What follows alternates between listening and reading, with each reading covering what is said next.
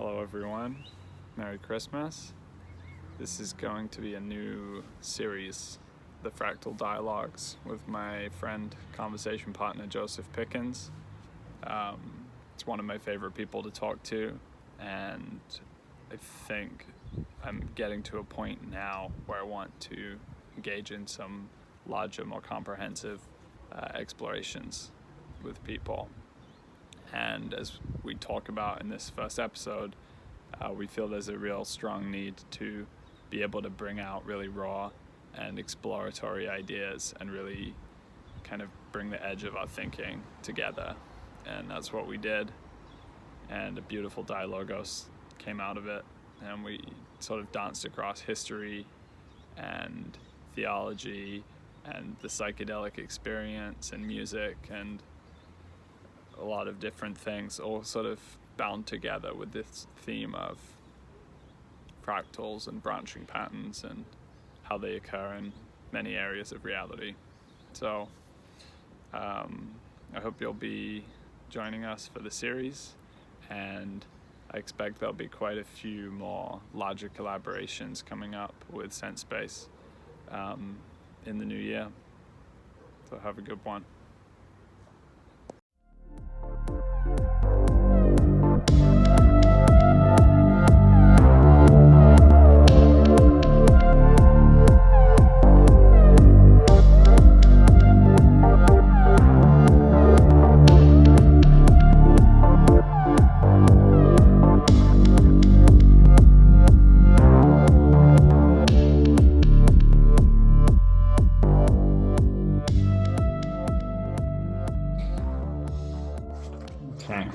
So,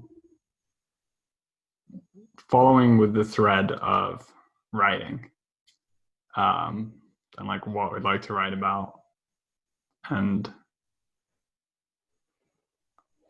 that piece that you just talked about like how to gather together a beautiful evening, had such like a nice, like it reminded me of like my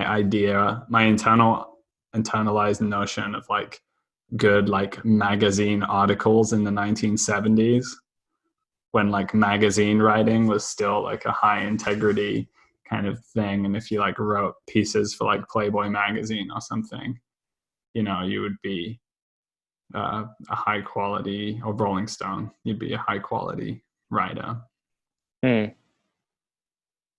But in regards to my own writing, I'm feeling like something interesting emerging in relationship to the conversations and in relationship to, there's a kind of question that's come up for me around kind of the commoning of ideas or something like that, like the willingness to bring out your most precious work and memes in raw form and then practice it in dialectic with who you're talking to without the fear of it being stolen.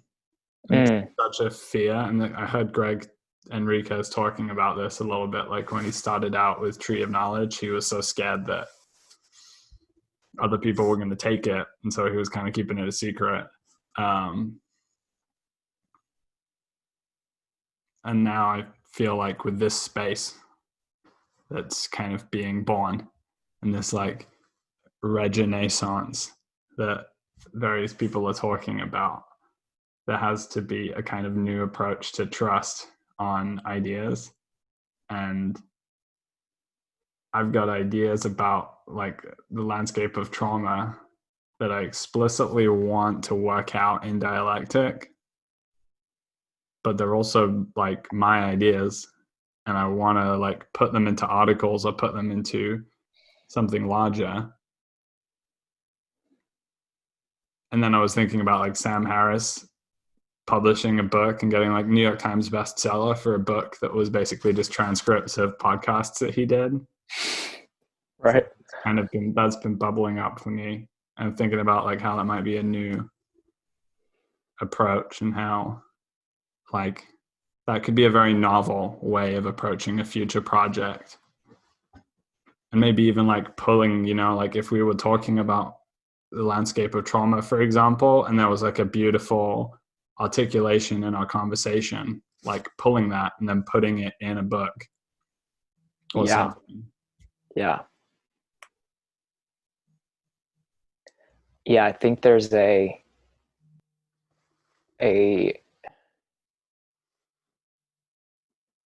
like this longing for the conversational, the dialogue,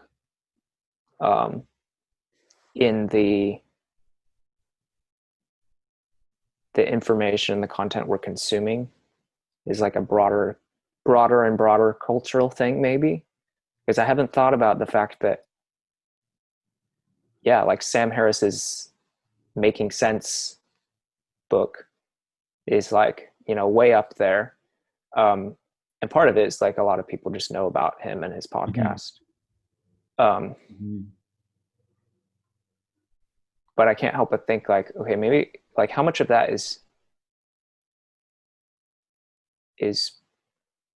people want to participate in a dialogue, like in the process of making sense, rather than simply having, witnessing a monological, the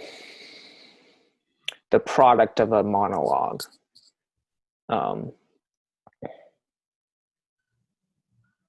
so tired of monologues. I'm so tired of expert monologues. I really am. Yeah.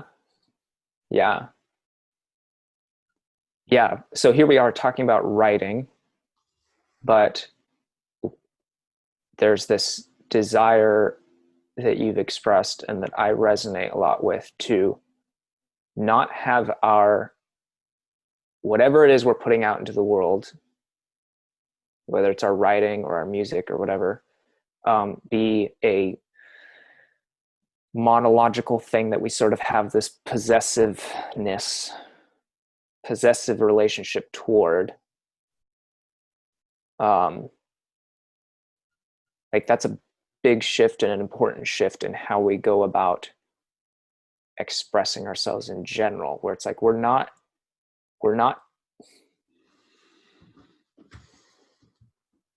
like when you express yourself in the context of a relationship and dialogue, it's you don't possess the thing that emerges from that in the same way that you at least think that you do when you are by yourself, disconnected from the relationships in your lives.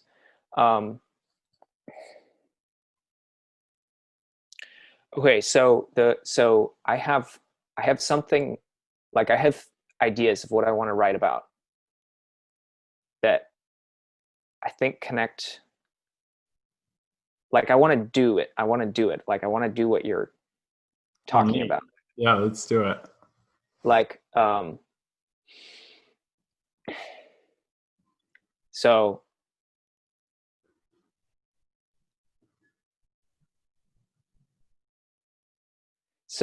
okay. I have to like forget that we're recording right now, because I'm noticing the difference, the sort of two different modes. And I think you just made the move by saying let's do the thing. Cool. Yeah. It's more of a workshop than a yeah. Than a show. So you're talking about these branching patterns and the landscape of trauma. Mm-hmm. and it's like so close to what I've been wanting to write about, and sort of like this vision I had via psychedelics about 9 months ago. Um, so and I actually wrote something that was like sort of a poem, that was trying to get at like this experience of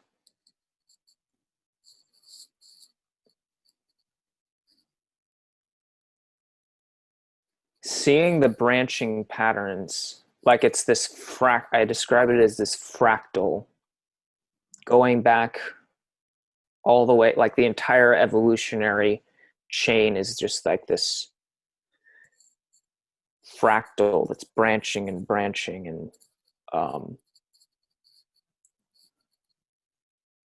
and seeing my own, like the experience of seeing myself as a part of that, like my development as an individual being part of that whole, like I'm connected to that whole fractal thing, and the very thoughts and very words are a continuation of that thing, that like the thoughts and words that I'm saying.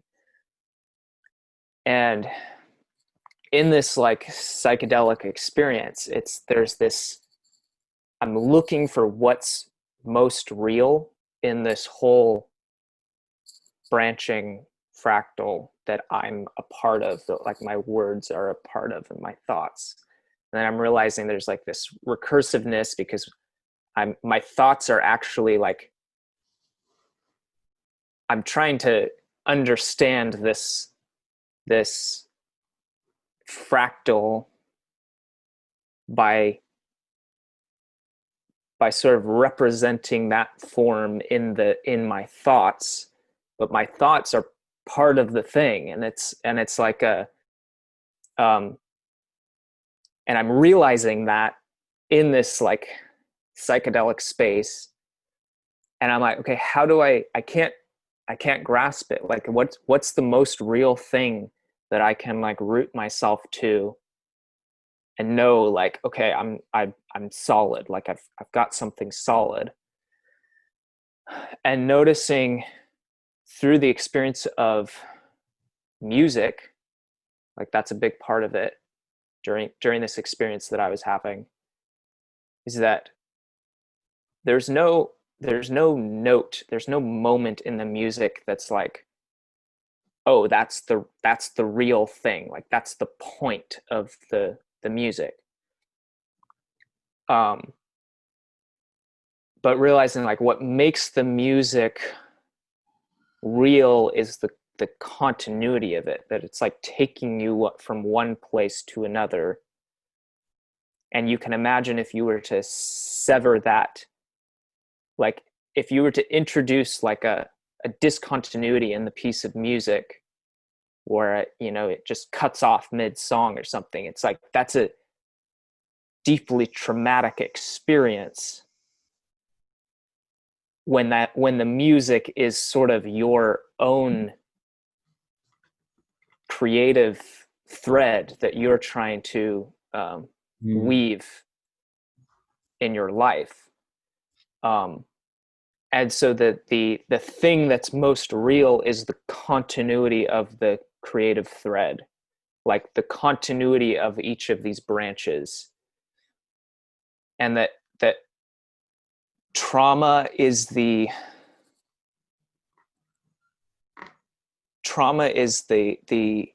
is what happens when it's like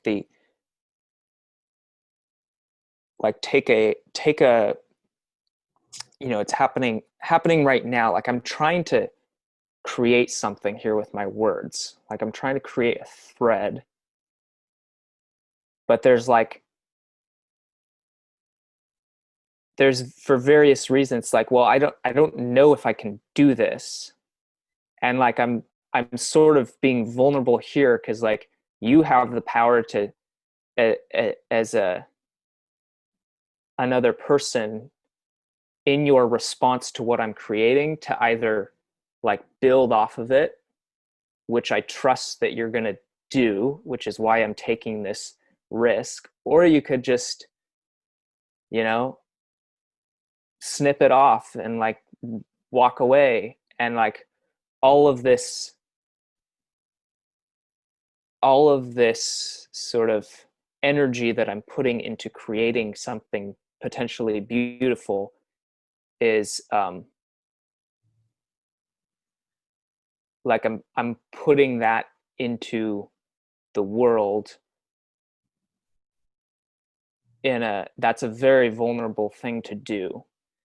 And the traumatic experience is when the world either doesn't respond to it at all, so it ignores it, which has been like, that's the experience of neglect, or it responds to it it responds to it as if it's sort of unacceptable and, you know, punishes you for it. And maybe that's something more like explicit active abuse. And or it can respond to it receptively and positively and build off of that. And it's that third response that gives us the sense that, okay, we're connected to something meaningful, and there's a sense of being connected to what is most real in the world, responding meaningfully to the things that I'm expressing. And now I leave the thread with you. Wonderful. Very wonderful, actually. Yeah, I'm shocked that it somehow is precisely what you're contemplating, or the form of what you're contemplating is very resonant with these branching patterns that have been kind of somehow at the core.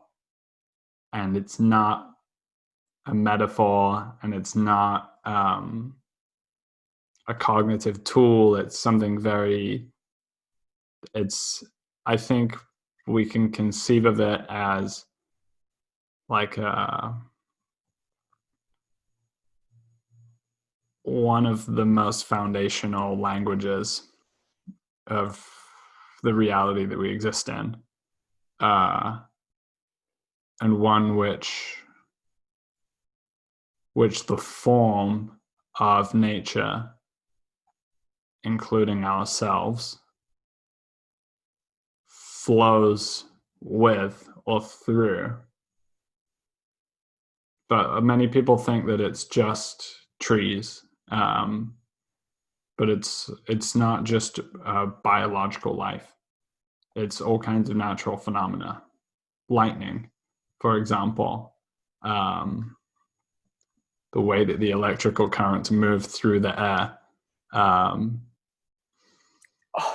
And it's also not just human bodies, but it's also the way in which a human being moving through a wilded landscape has a natural capacity to find and create maps of movement, paths through the terrain.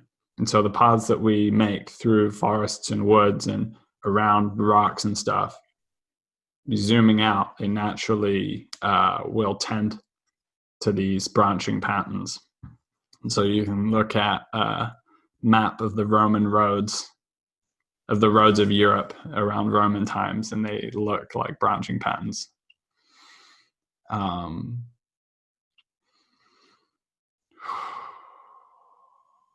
A conversation that totally lines up with this that I was having with my girlfriend just the other day was about like heartbreak and how heartbreak is a trauma of a kind.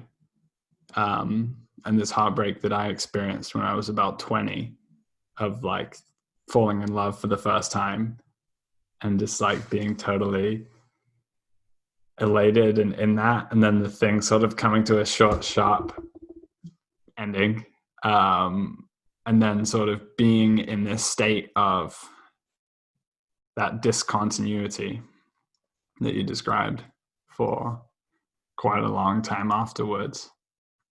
And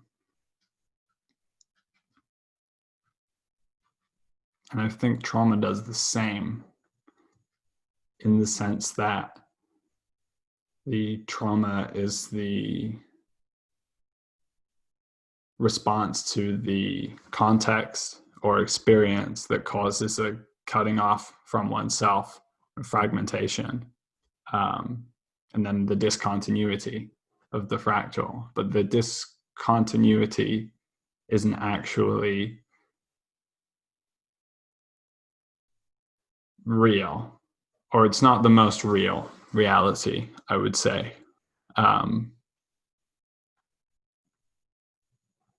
The process of integrating trauma, which I was exploring in that painting that I put on Instagram, that I sent you. I think I sent you. It's the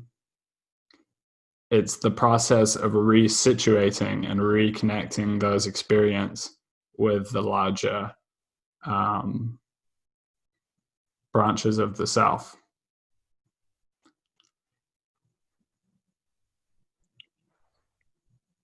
But I got a sense the way that you were talking and the like movement of your body, where you were like, it's going like, so it's got this anagogic like upward movement, but also in order to be at the very point that's like sort of it's like in order to be at the front edge of the fractal, of the branching as it's occurring, you can't actually be conscious of where it's going.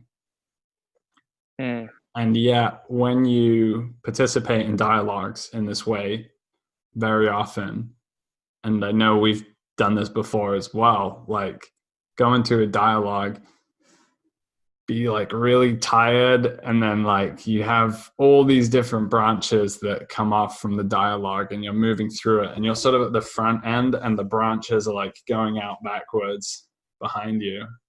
But somehow staying in relationship to the rhythm of the logos, that this branching pattern is a kind of expression of logos in some way.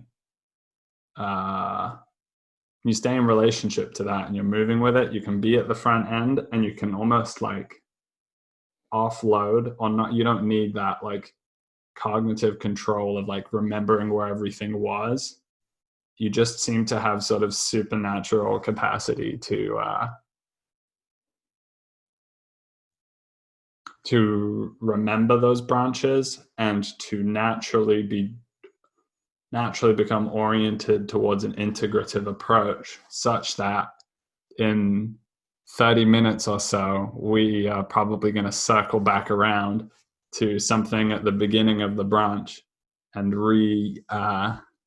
reconnect all of it. But it won't be by virtue of us having excellent memory. Well, that's the amazing thing, is you don't have to have an amazing memory. Like that's almost a fear that keeps you from putting yourself at that edge. It's like, well, I want to hold on to this. I don't want to forget about this thing that I wanted to say that's now no longer present. But it's like, there's a trust, there's a faith in like, okay, but if I let go of it, if it really needed to be said, it'll come back. Like it'll come back around. And I don't need to try to hold on to it, which is just that's the amazing thing. It's like, okay, I can just let it, like I don't have to remember things. Also, by the way, if you smoke a lot of cannabis regularly, is something that you have to come to terms with, I think, is you have excellent capacity to think in these multi-dimensional branching kinds of ways, but then your recollection of the minute and orderly detail of where you left something in your apartment can be not so readily available. Mm.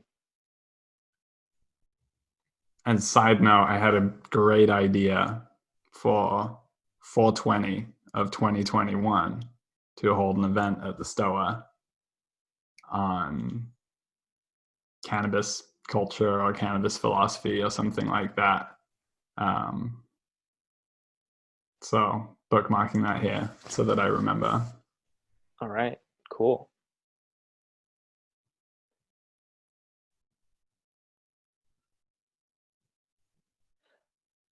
Do you think that what we're talking about is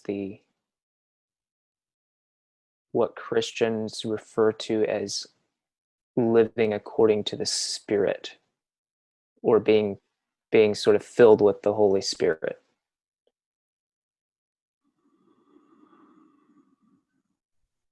Because I'm thinking about how members of my family would translate what we're talking about into their own way of talking about this, and that seems like what it is to me.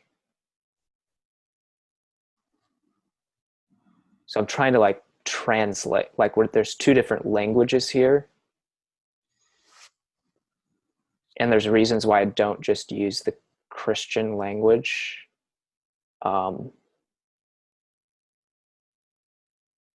One, because it in many ways it doesn't have the same life to it, like it's dying or it's dead in the way in which I and many people around me relate to it. And I'm trying to renew that thing, like find renewing a language to talk about it. But I think it's the same thing, just spoken of using different words. Yeah, I mean, on some level, what we're talking about is originary and constitutive of all languages, because what I've been considering recently is the way in which language itself is also an expression of the same branching pattern phenomenon, both scaling in and out. So if we're talking about the historic lineage of all the Indo-European and Asiatic and, Latin and Arabic and everything, the structure that you get is something approximating a tree. It's an evolutionary. It's like a phylogeny, but of language. What's a phylogeny again? Like the phylogenetic tree would, in biology, that's like the evolutionary tree. So like a family tree, but deep time. That's, yeah. Okay, so we're playing in many different layers now. And I was going to say too, with language, there's if you look at the structure of a sentence, like using like the Chomskyan grammar, that's a tree too. Like you'll see there's like the sentence and it's split into a noun phrase and verb phrase. And then the noun phrase has it splits into all the different components, including the noun that makes up the noun phrase. And the verb phrase similarly has all its different, the sentence itself is a branching pattern. down to the very word that's being said. The origin of the word is the branching root of some other series of branches leading back to the root word. And what's so fucking fascinating about whilst some of this Christian language is dead, there's a lot of Greek language in particular being re-enlivened by the likes of friend John Bavecki. And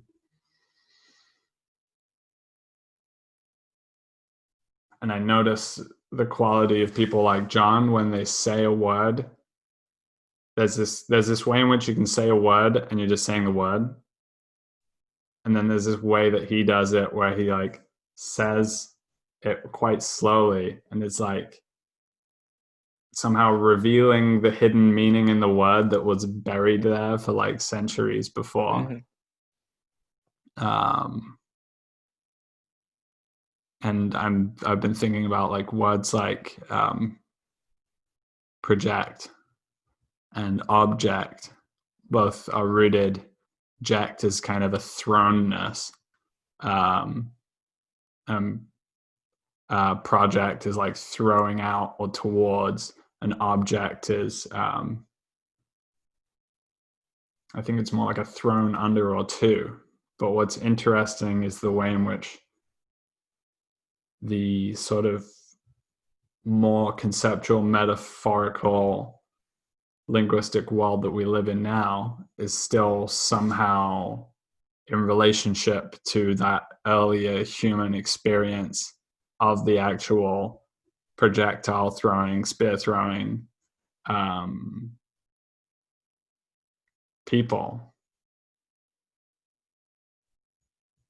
And the other thought that cropped up is like, if it's true of language and sentences and words, then somehow this conversation perhaps is also constituted by one of these branching patterns. But when we start it, we don't know where we are, and that yet somehow we find ourselves in it.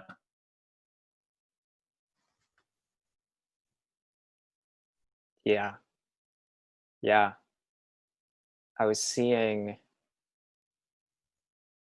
like etymology and also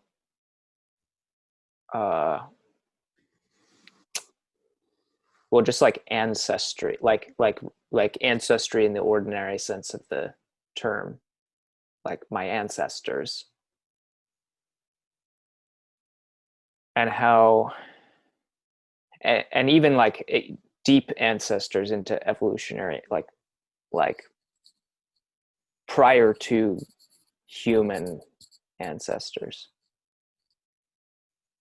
and how there's this interesting thing about etymology where like if you follow the origin of a word back in time, like follow its branch back on this etymological tree that we're talking about, it all converges to like the core meaning. Like all language has to do with like its movement of things in space, or of the body in space, or there's like it's this sort of very primordial sense of it's almost just like poetic, because it's so they're meanings that capture so much, but it's just like a like flow, something like that. It's just like so many different words come back to this root that just basically means like a flow of it's just flow. And then same thing with like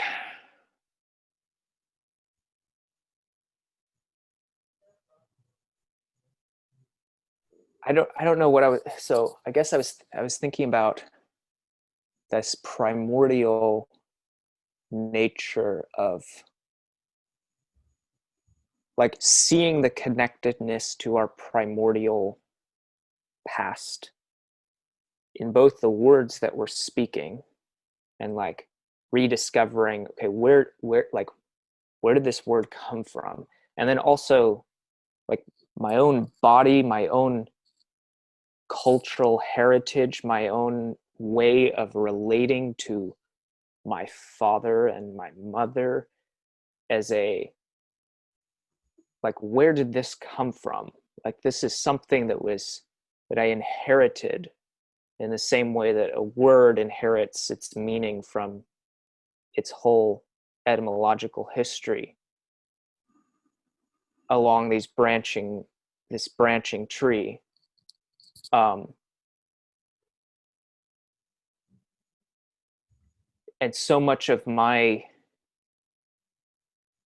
this anagogic process that I've been experiencing over the last few years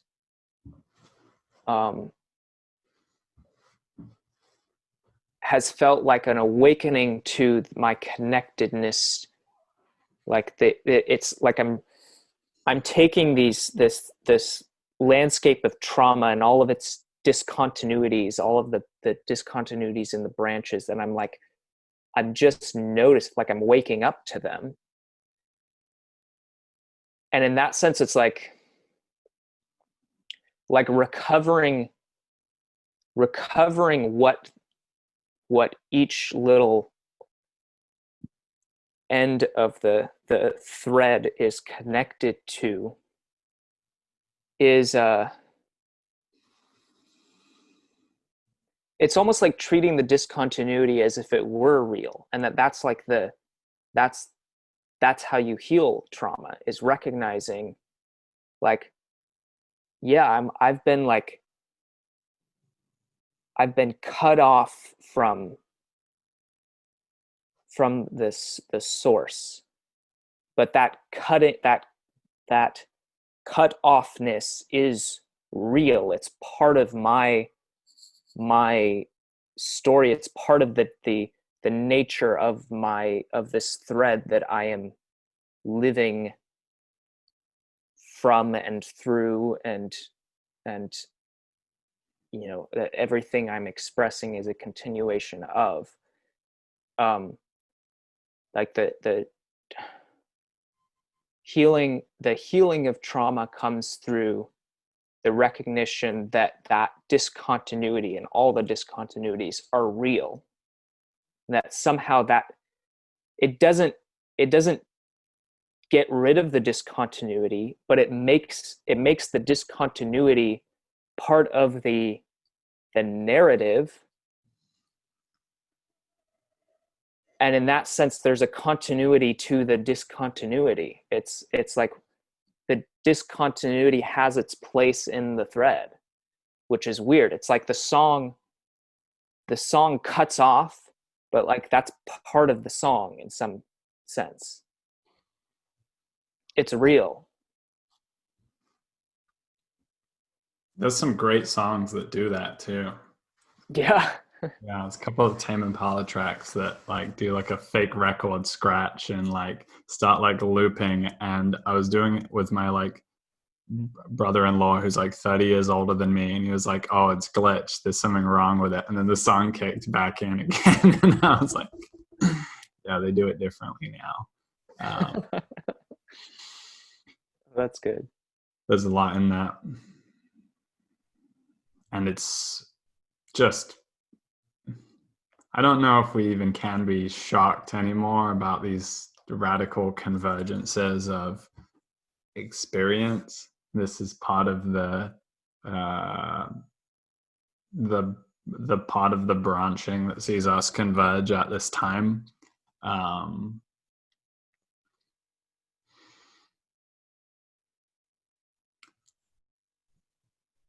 So the two aspects of it I want to play with. The first is the process and the increased connection that comes from the relation to the disconnection. And then there's also this deepening primordial quality in relationship to self and being that we both seem to have gotten into. Myself, and both of these processes, by the way, occurred at the same time, more or less, which is interesting. I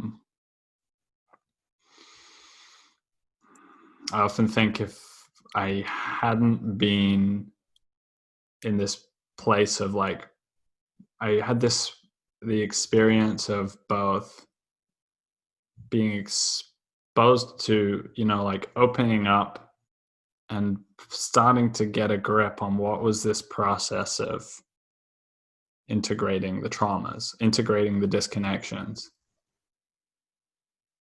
which is something like the thing that keeps you in the trauma is the incapacity to accept and make fully conscious the truth of the disconnection that's there, because that's somatically stored. And we live in a cultural context in which a key part of the trauma is a disconnection from the somatic, which is multi-layered, multi-generational. Smartphones and social media and the internet are just the tip of a long chain of things going back possibly many centuries. However, if there is a willingness to come into relationship with the unknown, if there's a willingness to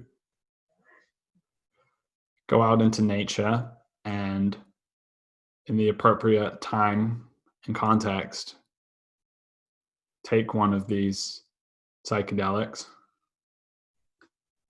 be it psilocybin from mushrooms, be it LSD derived from ergot, derived from fungus.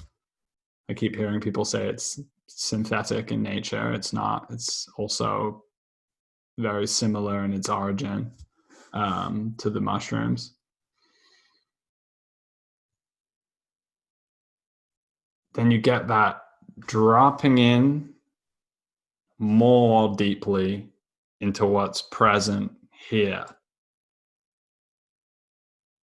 And if we can get past for a minute all of the atrocious sort of narratives and information about what the psychedelic experience is that still happen to sit in the heads of many people in my family, if we can get past that and actually talk about what it is, which can't be talked about, by the way. So we're going to have to really, talk around it.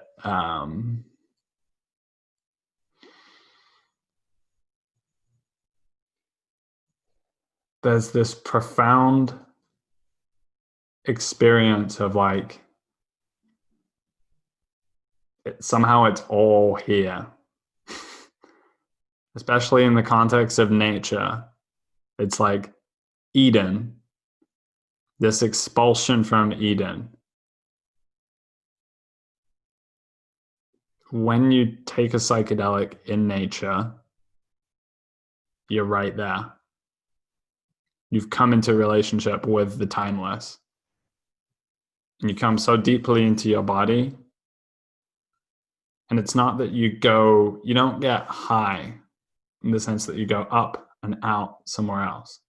You drop in. Yes. Yes. And this is, playfully in relationship to this, my meditation series is called Dropping In. It's not explicit, but there is a little bit, I realized in hindsight, like Timothy Leary's kind of turn on, tune in, drop out, which was also mischaracterized in many ways. But dropping in is what the psychedelic experience is about. And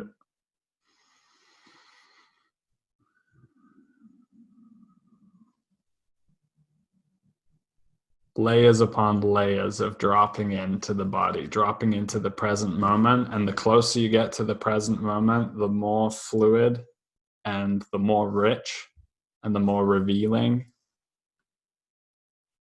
such that the experience of time is altered quite substantially. And it's as if more and more and more and more and more and more is revealed, just emerging right here. And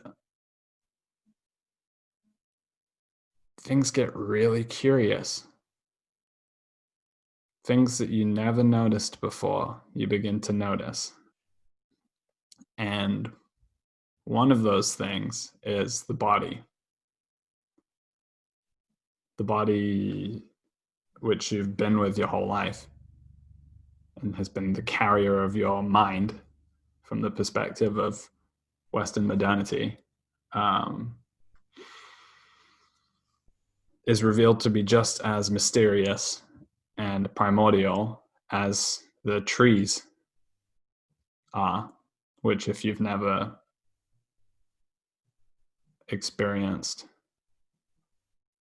being in relationship to a tree on a psychedelic, you really don't know what's available there. So I remember like looking at my hands and looking at my feet, looking at my heel, and just, yeah, this strange sense of like the naturalness and the like the emergence out of like, I often think about those Alex Gray paintings where the paintbrush has the eye on the tip of the brush, and it's almost painting the logos into the future is being like revealed at the tip of the brush. And this is kind of what the evolutionary process feels like for me.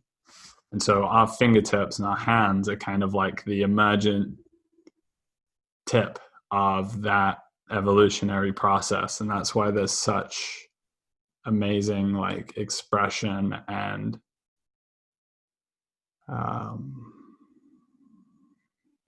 just think about the amount of precision that's available just in your fingers.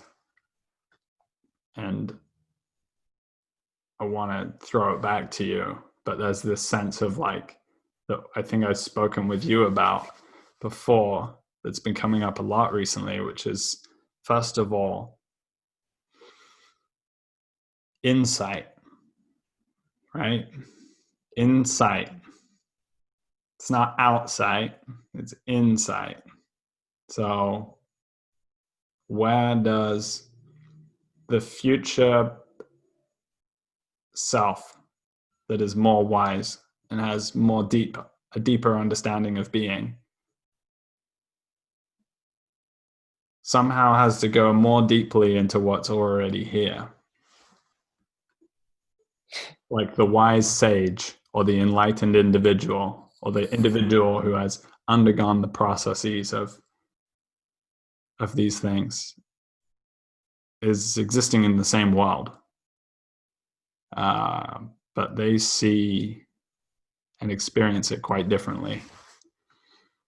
And then alongside this insight is this question of whether wisdom might itself reside in the body. And this is something that Terence McKenna and Timothy Leary both began to cotton on to after their experiences with psychedelics, was that we might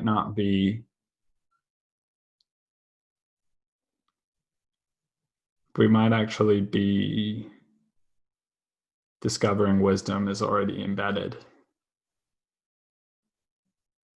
There's vast intelligence available in the body.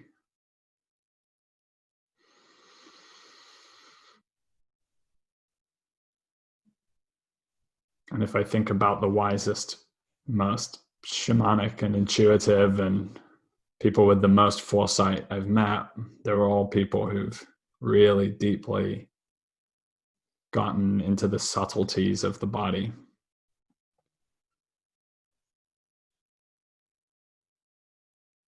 Because if language is one of the very top layers, and the body, perhaps, the deeper layers of self perhaps are experienced as a deepening into the body.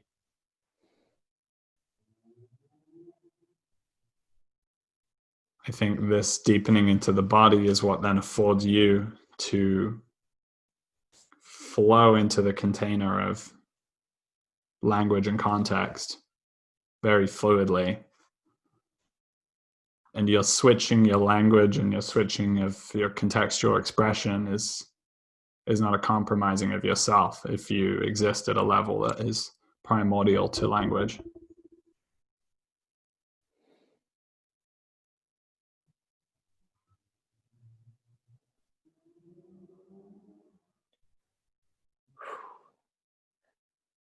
I feel like this conversation, or even just listening to you talk, it's like a journey more than it is a like exchange of information. Like I'm being taken on a journey and listening to you talk about, relating to a tree in the context of a psychedelic experience. It's like I'm there. And the hand, like the hands, one of the things I've been realizing is how much I love to create with my hands. And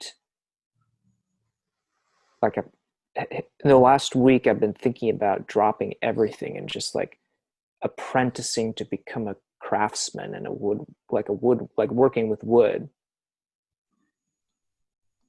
And I don't know if that's going to go anywhere. Like I want to take up that as a hobby at least, but it's like there's something about the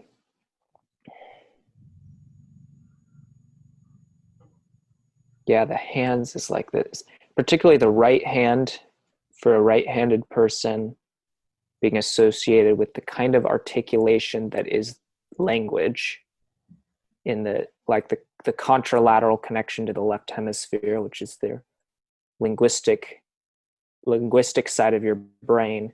And it has this articulated nature, like in the sense of joints that are very articulated. In the same way that I'm even doing, like my hands are a part of my speech right now. It's like I'm trying to articulate with my speech, and my hands are a part of that process.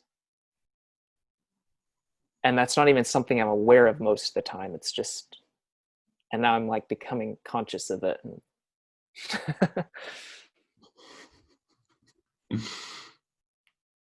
But it's like this conversation feels like a journey. Like we're like that, the dropping in. Yeah, there's like this continuity. There's a continuity to the conversation that we're having right now as a result of our having dropped in the same way that you're saying, like the psychedelic experience is a dropping in. And when you said that, I was like, yes, that's always been like people talk about the come up of a trip.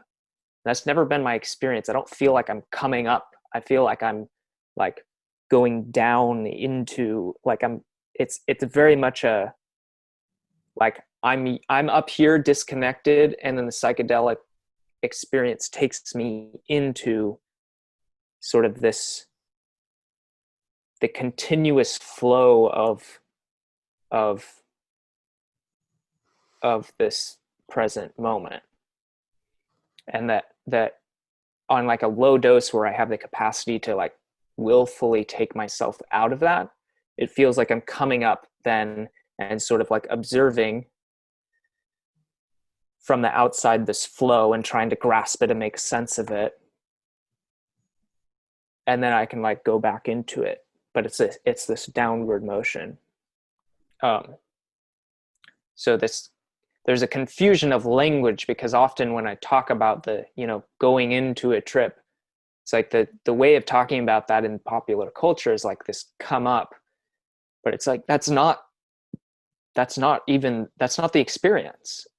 And maybe that has to do with something, how popular culture relates to the psychedelic experience, or the experience of, there's a conflation with other kinds of getting high, in which there's that's a more appropriate metaphor, is the sort of elevating.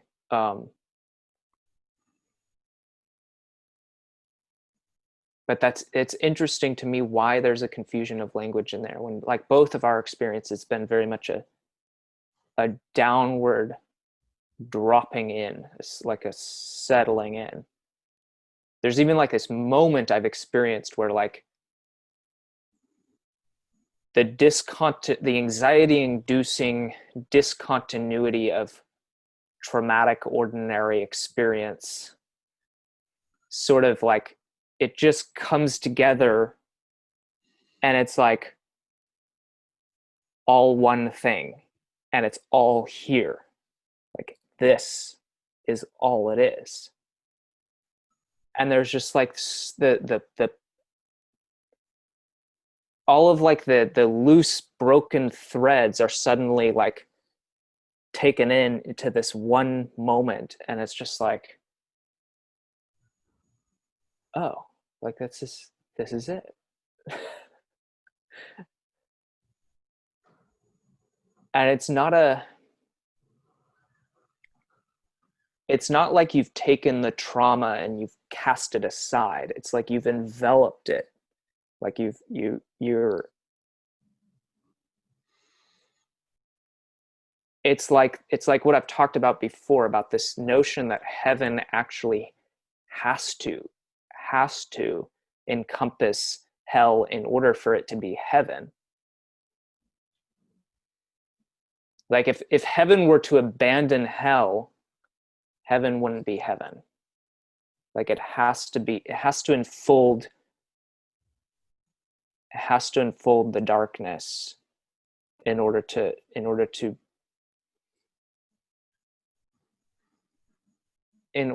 be whole.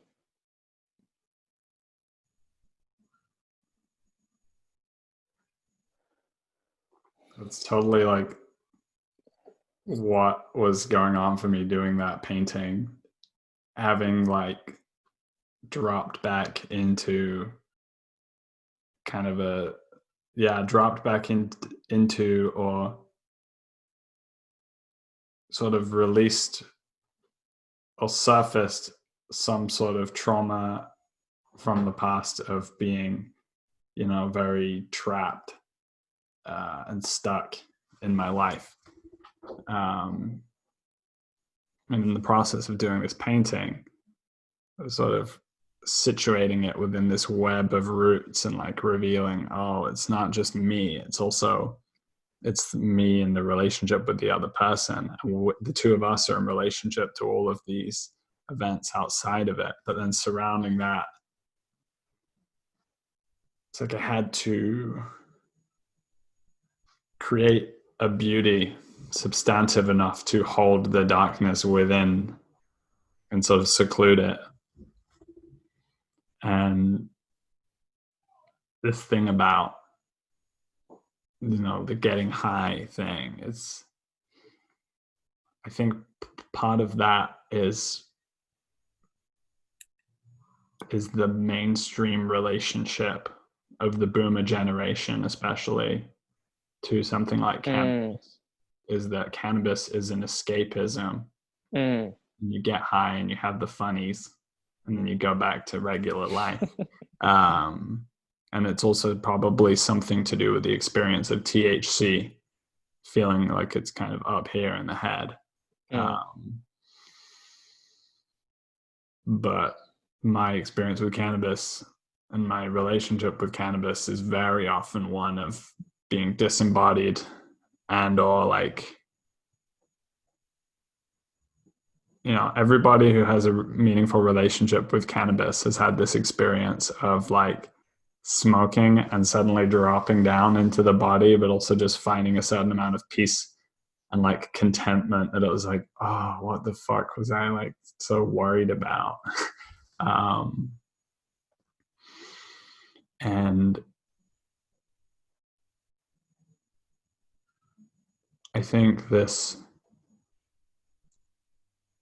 journey metaphor is a very important one in coupled with the deep understanding of the branching. The language around journey and exodus is incredibly fundamental, I think, not just to, obviously the Judaic story was very deeply about this journey out of one place into another place, and how do we find ourselves in the journey. And later scholars have then said, well, that's not about the actual history of the Jewish people. It's about, that's actually the encoded understanding of reality and how you should move through it. And so what I find so brilliant in someone like Terence McKenna, and I don't think could have been afforded to him without his relationship to psychedelics, was to take this and understand history itself as a journey. That there's a journeying into history, and that we are on a kind of trip. We're on a trip through time. And then there's this aspect from, obviously, our ancestors were nomadic. That's perhaps a very foundational aspect of human experience. Then the discovery of agriculture 1,200 years ago or so gave rise to the possibility of larger and larger civilizations, which gave rise to a shift from shamanic naturalist religions to scriptural and Manichaean religions, which have a more polarized distinction between the realm of the gods and the realm of man. And these served to organize people in larger and larger bodies. And they were also imbued with this game A characteristic of colonial imperial spread. It's not just like a nomadic journeying, it's the memes and the people who are the carriers of the memes going on these journeys. Obviously the journey into the United States and the conquest of the Americas being a kind of perfect example of this, like the westward, ever westward kind of journey. And so we find ourselves at the conclusion of a long historical trip in which there's those aspects of expansion and the exploitation of new frontiers has ultimately resulted in the conquest of all frontiers on the earth. And so the move that Terence makes, which I love, is the trip doesn't end here. The journey now goes in and through what's already present, both through the breakthrough into virtual reality and through the radical reintegration of psychedelics, that this becomes the new frontier that we journey into. And we actually don't know where that goes, what the potentialities of it are. And what's curious is like that same disembodiment that we talked about of the like the boomer and pre-boomer generations is so tied up with that like me and kind of it's still got that like going out westward thing in it.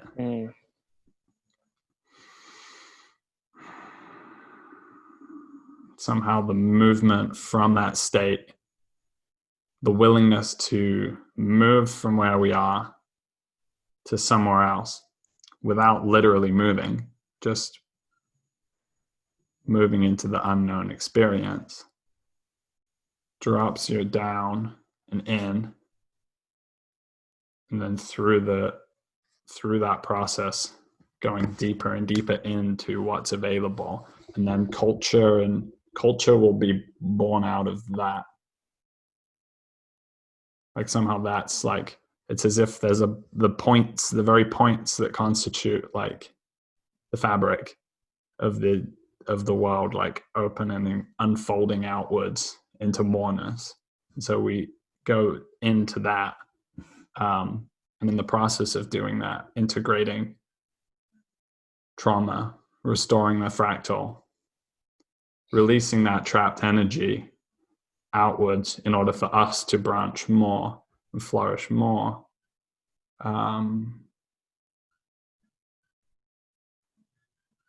And something about the spirit.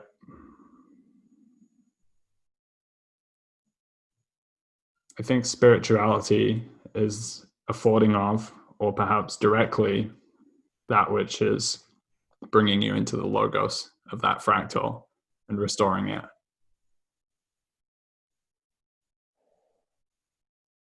And I think agapic love, the love of Christ consciousness, is the love that arrives from the deeper horizons of the resolution of trauma, because it's the trauma that somehow it disconnects us from the present in very, very subtle ways. And it would be the fullness of being I am all that I am, to be he who is called I am, that would be what afforded you to have that profound presence that then makes things quite mysterious and a confounding kind of love is the possible horizon of that, and a perception that sees things in process rather than as static objects, and people in process, and can sort of perceive those branches.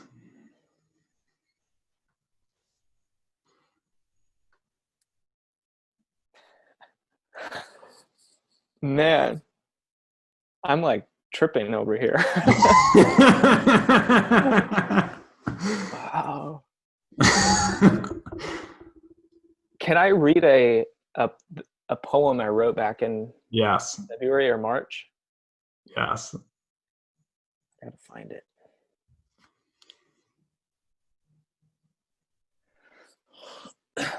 It's too exactly what you've just said to not read.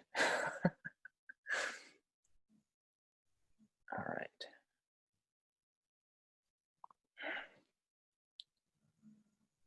So it's called This Fractal I See. a poem becoming.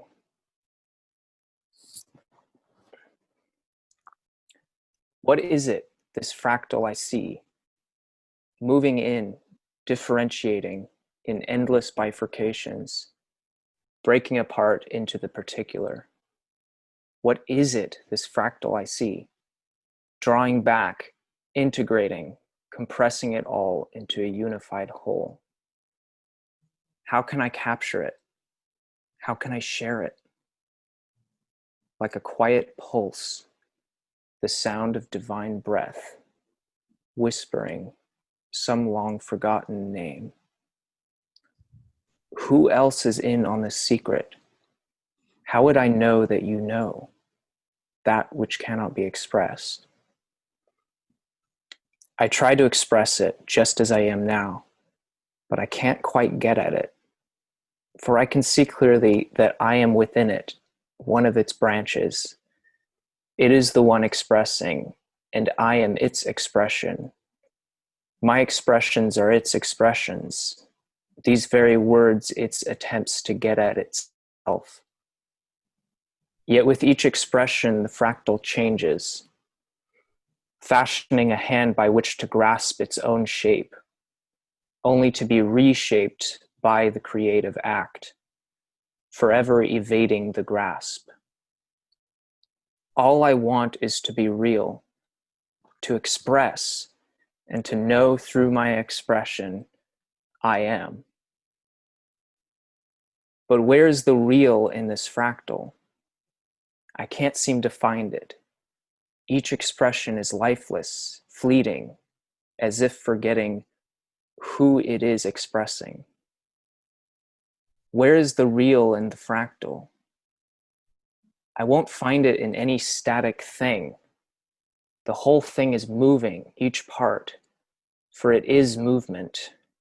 Yes, it's a dance. Where is the real in the dance? Surely it is in the movement, in the grace, in the ongoing unfolding, in the flow and continuity. That's it. Continuity. Continuity is real. Continuity is good. This much I know. But what good is knowing truth as yet another proposition, another fleeting expression? Surely it points to something real, but I see only the hand that points. Why do I forget? Always I forget that ineffable truth we all once knew, long, long ago. Knowing that is not the same as knowing.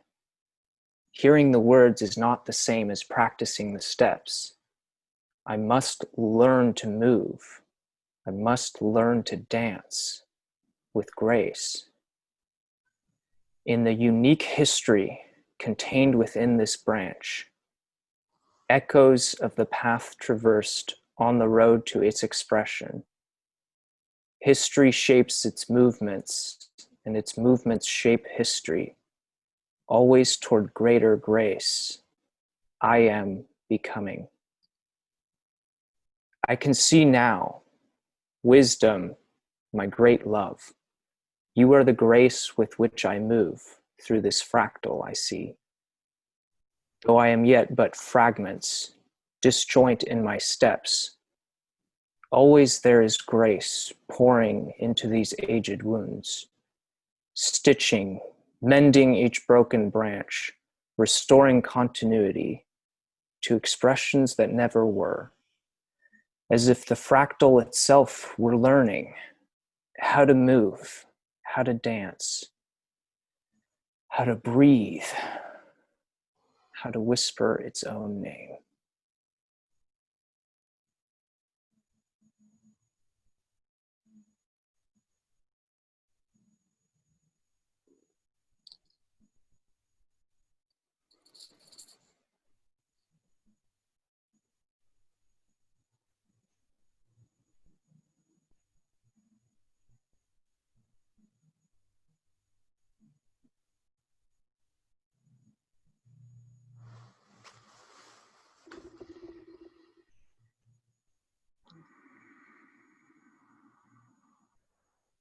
Wow.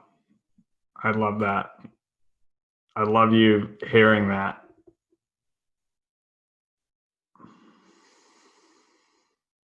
That was awesome.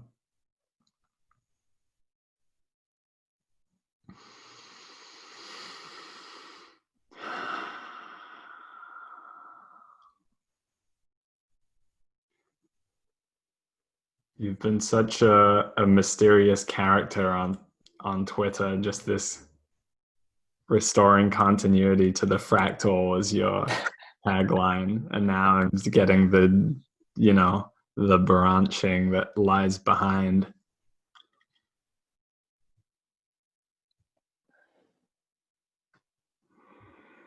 That was awesome. Yeah. Never quite arriving, getting more and more elegant, moving through like these different domains.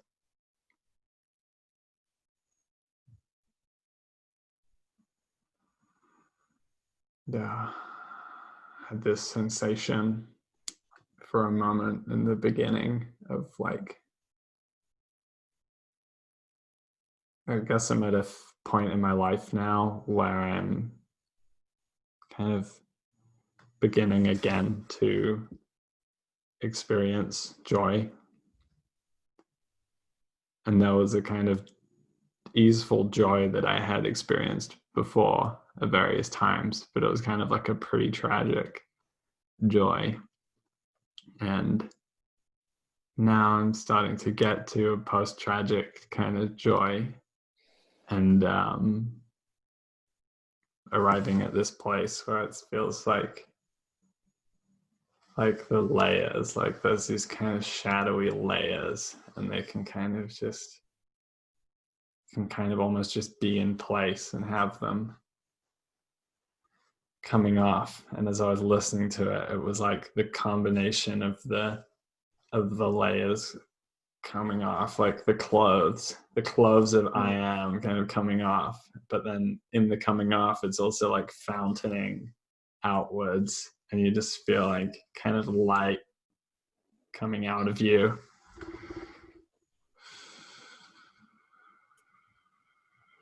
Which is also how 3 grams of golden teachers felt like. I know this. I'm just amazed at how much this conversation has felt like, I'm on a little bit of something, and I'm not. It's like all natural. Like, I guess mushrooms are natural anyway, but like it's so, like, I feel like we did it. Like the thing we were talking about at the beginning, like this conversation is what I want to write, but I can't write it just me. Like it wouldn't, it has to be in this dialogical way, because it's like it's the process of this, like what's unfolding in the relationship between us, that is what I want to express. And me writing monologically is not that.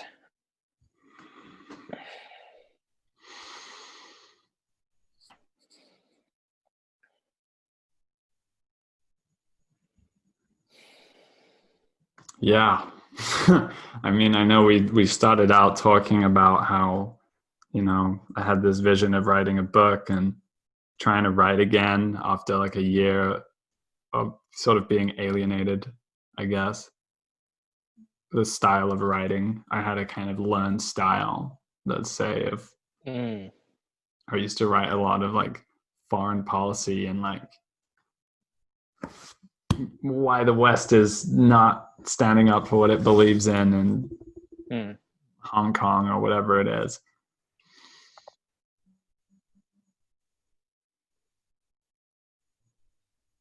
It's like there's moreness that wants to come. There's something more than that wants to come through. Yeah. And do I have the craft of pen to be able to bring the dialogue into the monological form.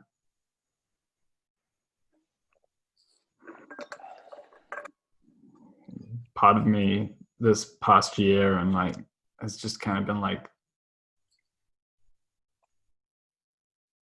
well, books are a very recent creation of man, but wisdom is not a creation of man, and it's something that's available to us in our experience and in dialectic. And so I'm practicing the art of dialectic, and we are practicing it together. And there's still this latent feeling of like, well, this person has read all of these books, or this person has written all of these books. Right. But there's so much discontinuity between knowledge and wisdom.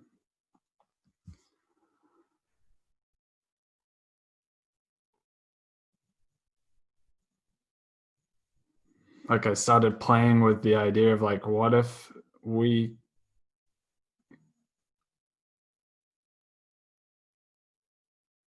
somehow it was always already available before Socrates, before the ancient Chinese elders?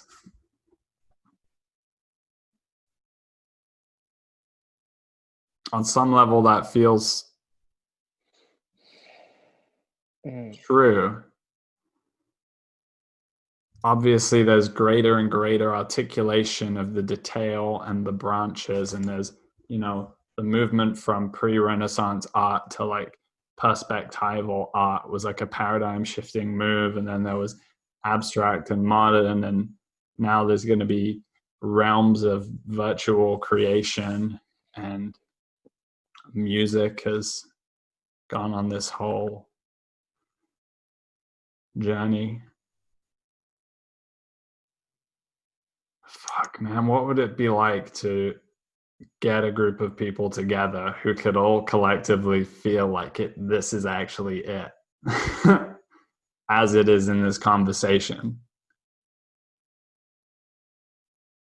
Isn't that just so crying out to, like, it wants to happen, it wants to be felt, it wants to happen? And that would be so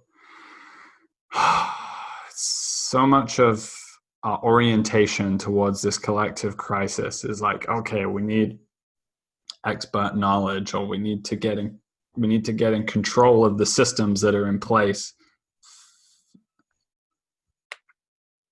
And I've started to think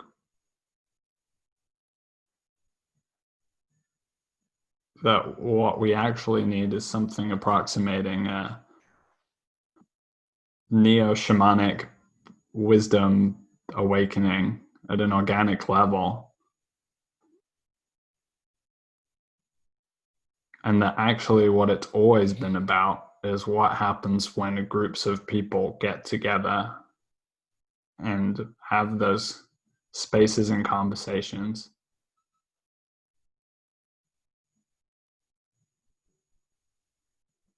That somehow can change everything, because it's alchemical. First, somebody speaks the unspeakable, and it's made manifest. But then, here at the edge of late modernity, this new revolutionary medium of the podcast dialectic, any two or more people anywhere in the world can be in a shed, co-creating a shared consciousness. And further to that, cultivating the capacity to do that more brilliantly, more multidimensionally, Mm.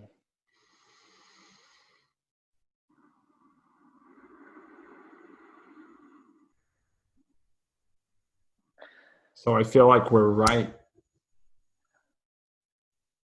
where we should be, because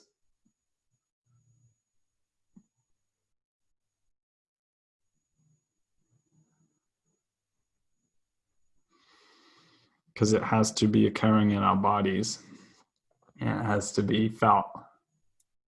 And the feltness of it is what can radiate out like a beacon or a signal to those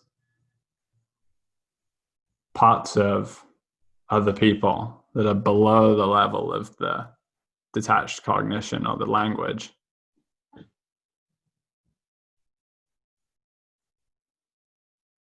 I think there's going to be a capacity for us to do that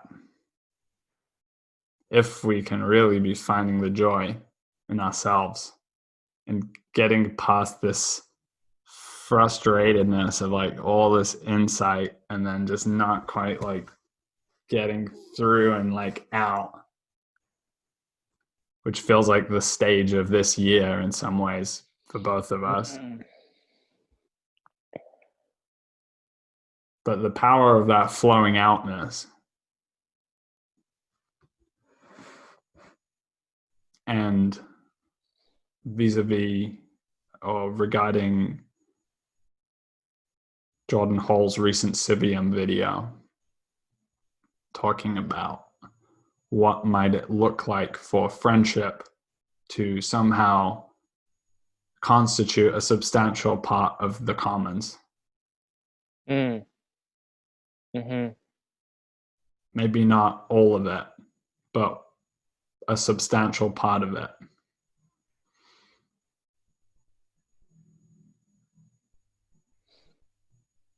How can I be a person of integrity that's deeply aligned with restoring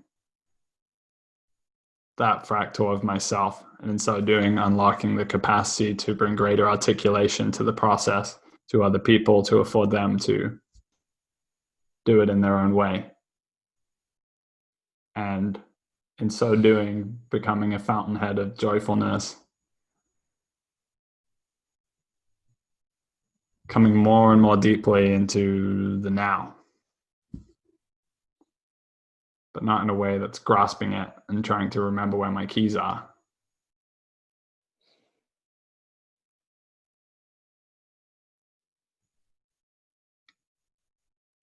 I have a certain faith that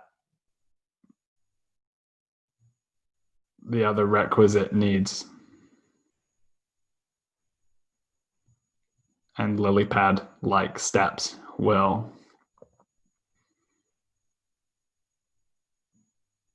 be revealed out of that.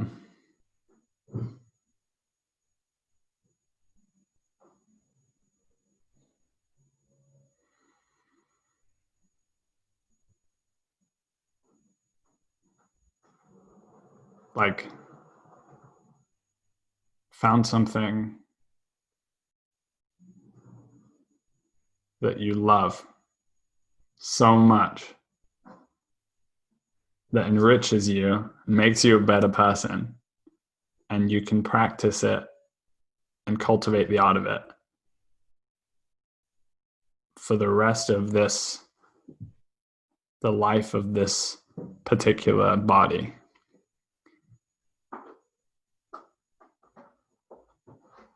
And there's an enoughness in it, but there's also there's no end point to the horizon of it either. Like, I know that I've come far. I don't think I've yet given articulation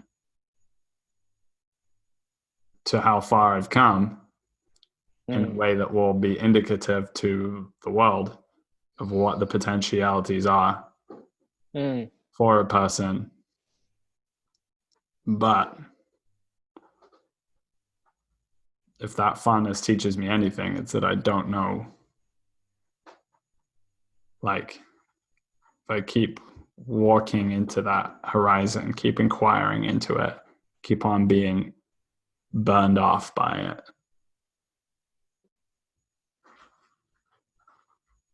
Where's the limit?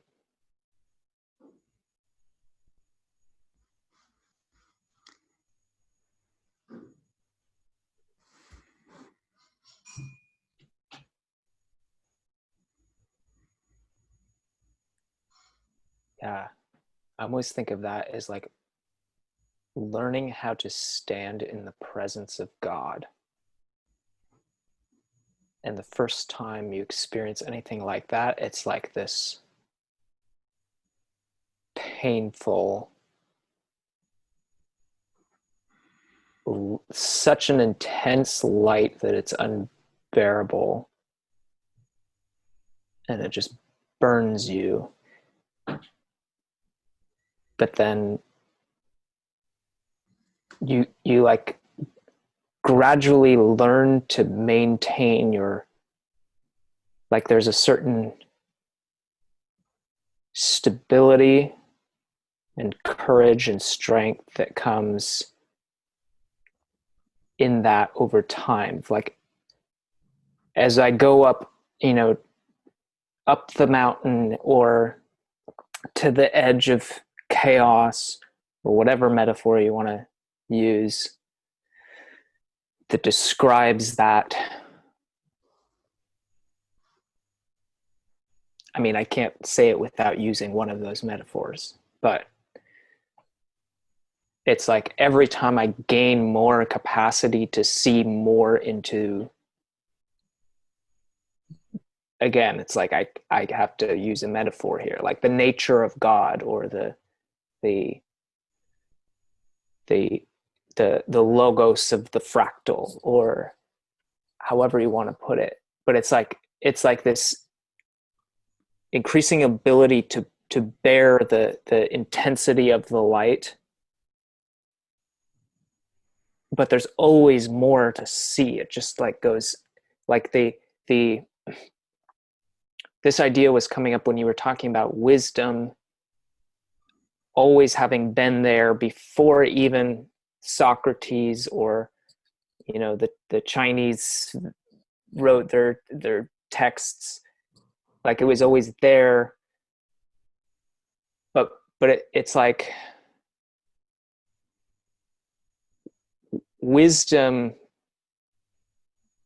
and the nature of wisdom, it's almost like it matures with me, with us, as we, like the more that I see of wisdom, the more that wisdom complexifies in some way. It's like I complexify and wisdom complexifies in such this way that like I can't, it's always not quite like I'm never quite there, but it's never quite too much for me to bear. Like there was a way that it had to do with this same experience in which I like wrote this poem and like describing this fractal and looking at the history, this experience of like,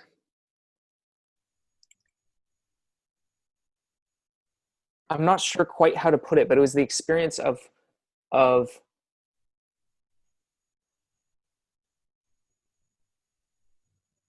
complexifying as an individual. The way that Vervaeke talks about how simultaneous differentiation and integration of a complex system is the complexification of that system. And that's what's happening on psychedelics, is your mind and body is your experience of simultaneous differentiation and integration of your nervous system in a way that's like complexifying. And as that's happening, the world is complexifying. Maybe that's it. The world is complexifying at the same time as my capacity to relate to the world is complexifying. And and I keep being reminded of like, what is it? What it's like, maybe this isn't even relevant, but it's like the idea that God never will give you more than you can handle. It's that idea. Because as the world complexifies, so too does your capacity to move in the world, to move wisely in the world.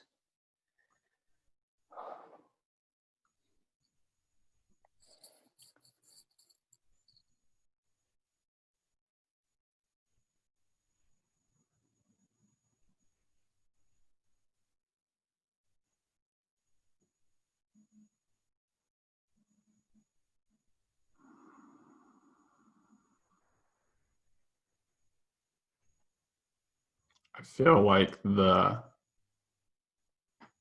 image that reflects my state at this point in the conversation is like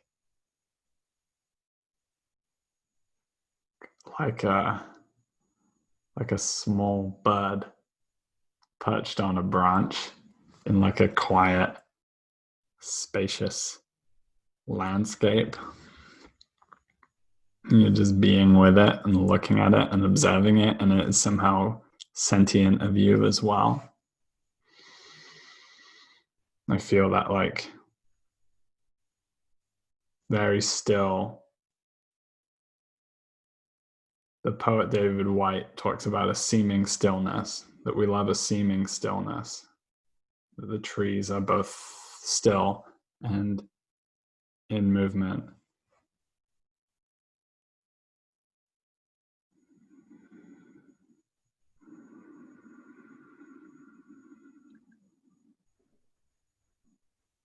This is what I feel where we belong, where we're going back and to is this place. Just standing in a meadow. You feel your sensory body is very active, but also relaxed and open. And like the necessity of thought is quieted and reduced a great deal outside of the fragmented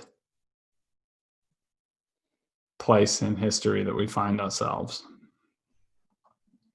And when I was up hiking today in Greece, after having been in Berlin for a long ass time, standing on the hills, kind of climb up, ascending from the streets of the city and up, winding and on these paths, and eventually it's very quiet, and you get up and you get just over the peak of the hill, and then you can go over and you can see the landscape of trees and hills going out, rolling into the distance, and there's a lot less development on that side.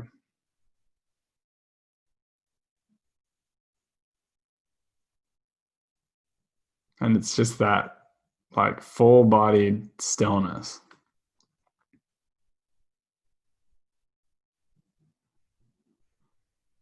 There's like an intelligence and an intelligibility and a being withness that is totally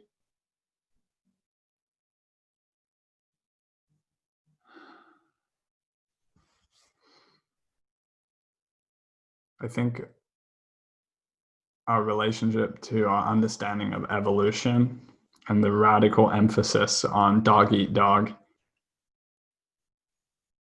competition is going to be seen as a historical aberration, and relationship to plant-based ecosystems is going to become a flourishing, branching, re-emerging uh, paradigm shifting, transformative event driven in part by the re-emergence of psychedelics in the 20th century. The place for competition will still be there, but I think it'll be a very smaller part of the broader picture of the play of metaphor and language and interrelationship. And so then I look back from the top of the hill over towards Athens, and there's sort of these hills dotted around, and then the sea. And just behind one of those hills is the hill with the Parthenon on top of it where old Athens was. And there's just this rolling sea of white, square apartment buildings as far as the eye can see. And it's as if it just like seeded out and it like exploded like a wave and is rolled up. And it's rolled up right to the crest of the hills. But it hasn't quite conquered the hills. It's gotten like right to the bottom of all the hills, is like really far in every direction, like LA or something. And so I think to myself, this is where the wave crests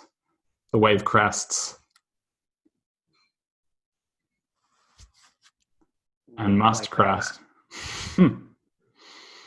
And no more square white apartment buildings.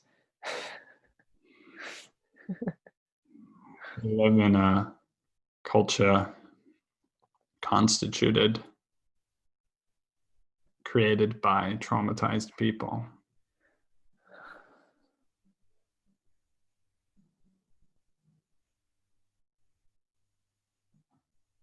And we're not trying to reject that.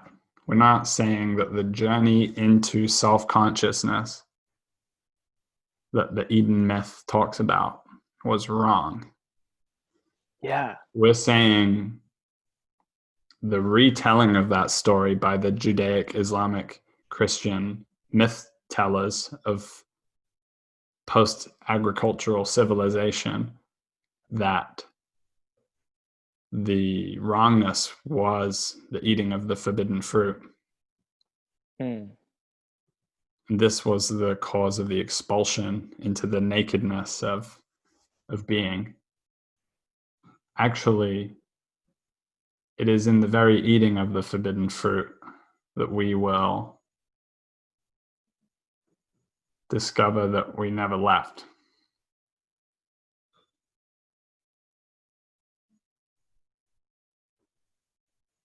Albeit with a far more finely tuned and articulate consciousness at the cutting edge of the branching of the fractal of history.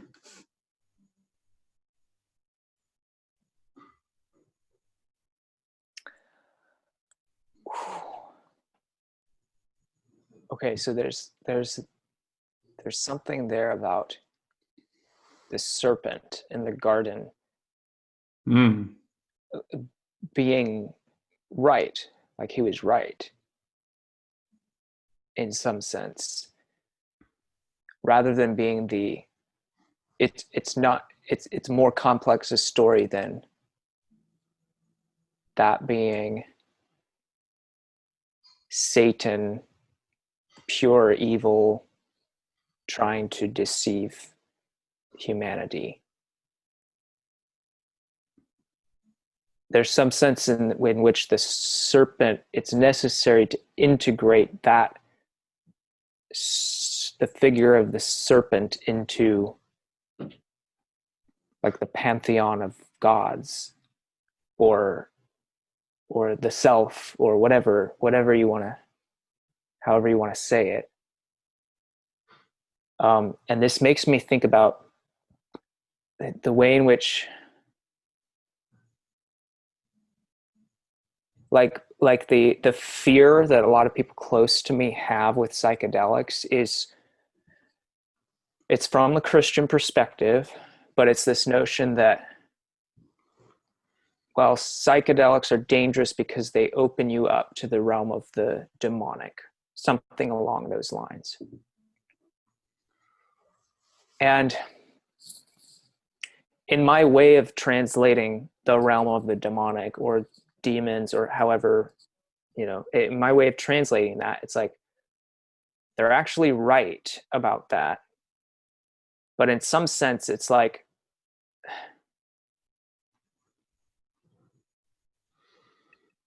the way I've said this before is, and maybe I'm like totally naive about this, but like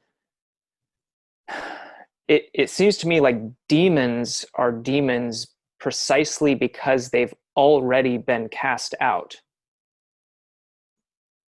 It's not that we are supposed to cast out our demons. It's this notion that they're already cast out, and that's what makes them demonic. And the solution to that being the reintegration into the whole. And so in some sense, it's like, yes, psychedelics open you up to, the demons that you're harboring, but that's the healing aspect of it. Is it's like, rather than being these sort of these creatures that have been cast out and cut off and are completely, doing their own thing in the dark, their own nefarious things. It's like, no, they have to be reintegrated into the whole, in the same way that heaven has to envelop hell, in the same way that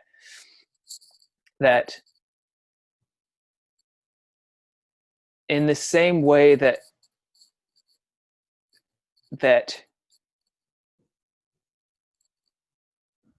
God himself has to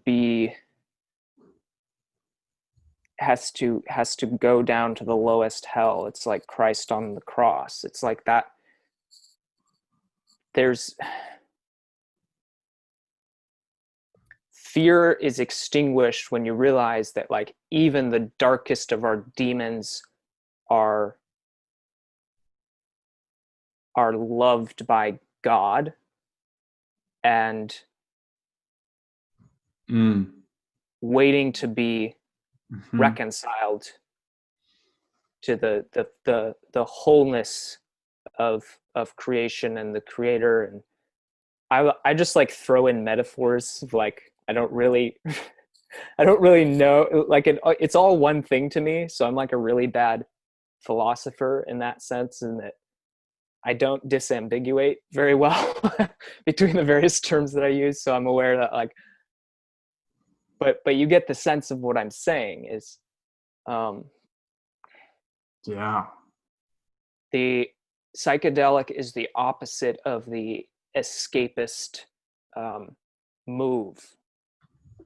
You're not, and that's the terrifying thing about it, is like you don't get to escape your demons by taking psychedelics. You get to like awaken to them and wrestle with them and like figure out how to reconcile with the parts of yourself that are, it's where that discontinuity is. And part of what affords us to wrestle out and tease out that integration of the fragmentation of the self is to drop into a deeper level of being that is more integrative and more integrated, which is why the psychedelic brings us dropping into being. The outside and the inside become more and more in flowing dialogue. And especially in the context of nature, the continuity of the fractal without is affording of the restoration of the fractal within. And hence why these branching patterns shone out for me in the context of both going through the traumatic most period of my life and also in the long process of integrating that. By being with the restorative branching patterns of the trees, it was a footing of the recognition that these fragmentations, this sin of separation, was ultimately transcended by a greater unity. Mm-hmm. The light subsumes the darkness. Mm-hmm. And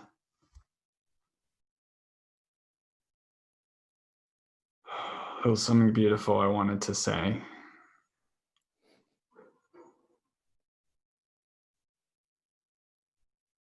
And I might have lost it for now.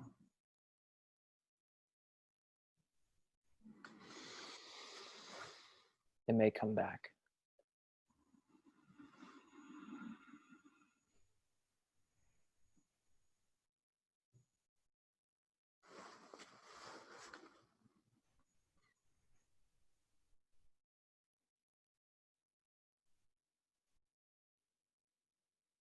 So the demonic realm, here's something, right?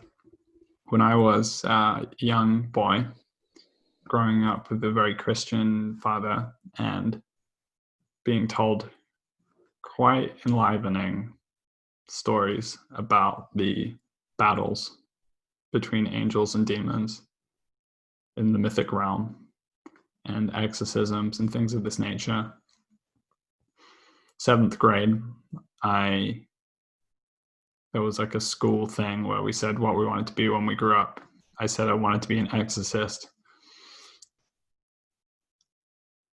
And in a strange kind of way, there's been like a little, like, atheism, psychedelics, like flipping through and around and going through my own process.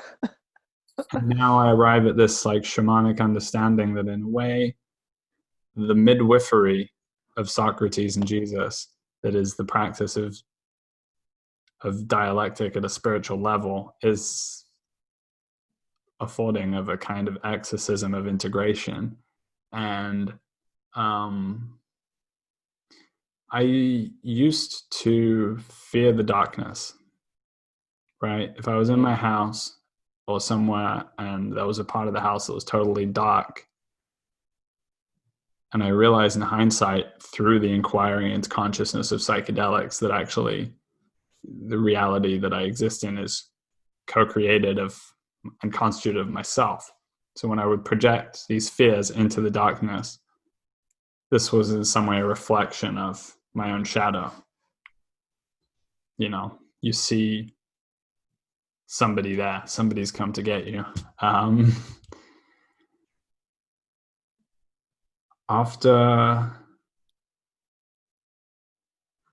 mushrooms, after this stuff, after kind of going through the fire of that, I've been reading the Bhagavad Gita, and there's this scene where Krishna, who is kind of God manifest, reveals himself to Arjuna, the protagonist, and has this mystical vision of gazing into like the rising of 1,000 suns. This is what I imagine some of the further horizons of psychedelic experience to be like, or spiritual experience. But anyway, undergoing the kind of death that's necessitated by looking into those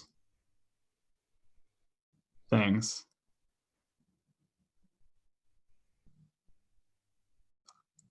I just didn't, the fear of the darkness went away. And I found myself in January of this year walking back from this event, and there was like this golf course forest area that I had been walking on every day. And it was pitch darkness, totally black. And I just was like, I'm going to walk home. And I walked right through the middle of this thing. And initially I had my phone on and I was like shining the light.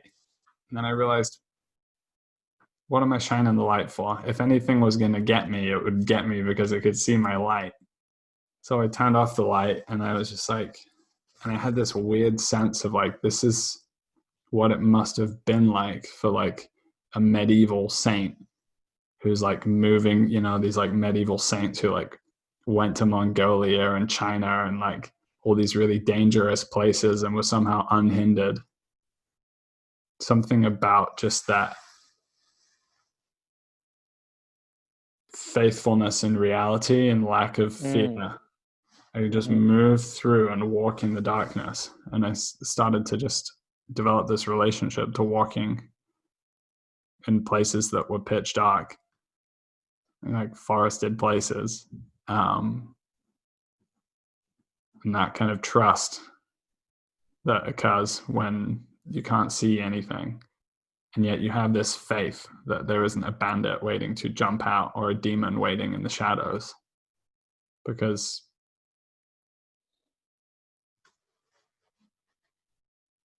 there's a ground in which you now sit and walk in.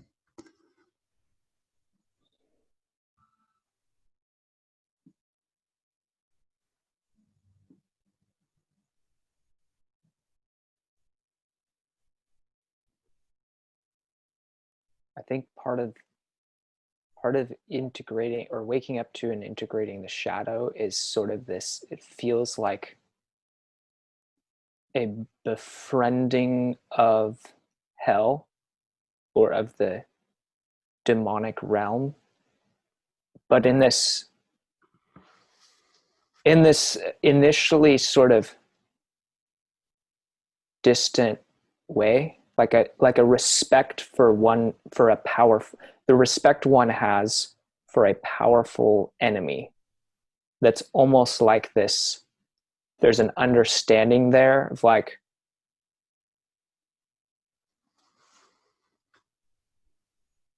I making the move from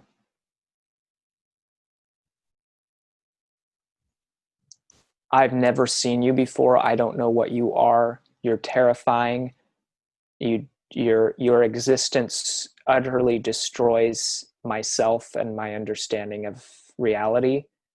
Let me run away and scream and try and grasp whatever I can grasp.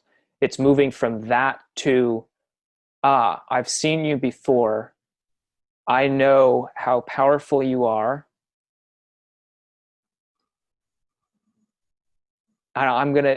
It's like I'm gonna keep my distance, and it's like you sort of just nod at each other, and as you pass by, and like you both understand in like this strange way of like, we're not friends, but we have the understanding that friends have of like I'll keep my distance from you if you keep your distance from me. And like if the time comes, like, and we actually have to like need to cross paths for whatever reason, it's like fine, the like my journey takes me there, but there's like this, it's like a healthy respect between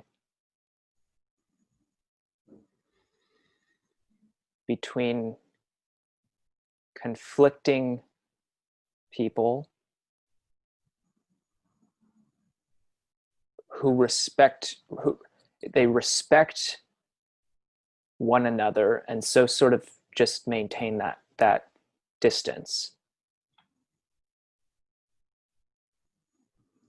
which may not be what you're talking about in relationship to the dark, but like that's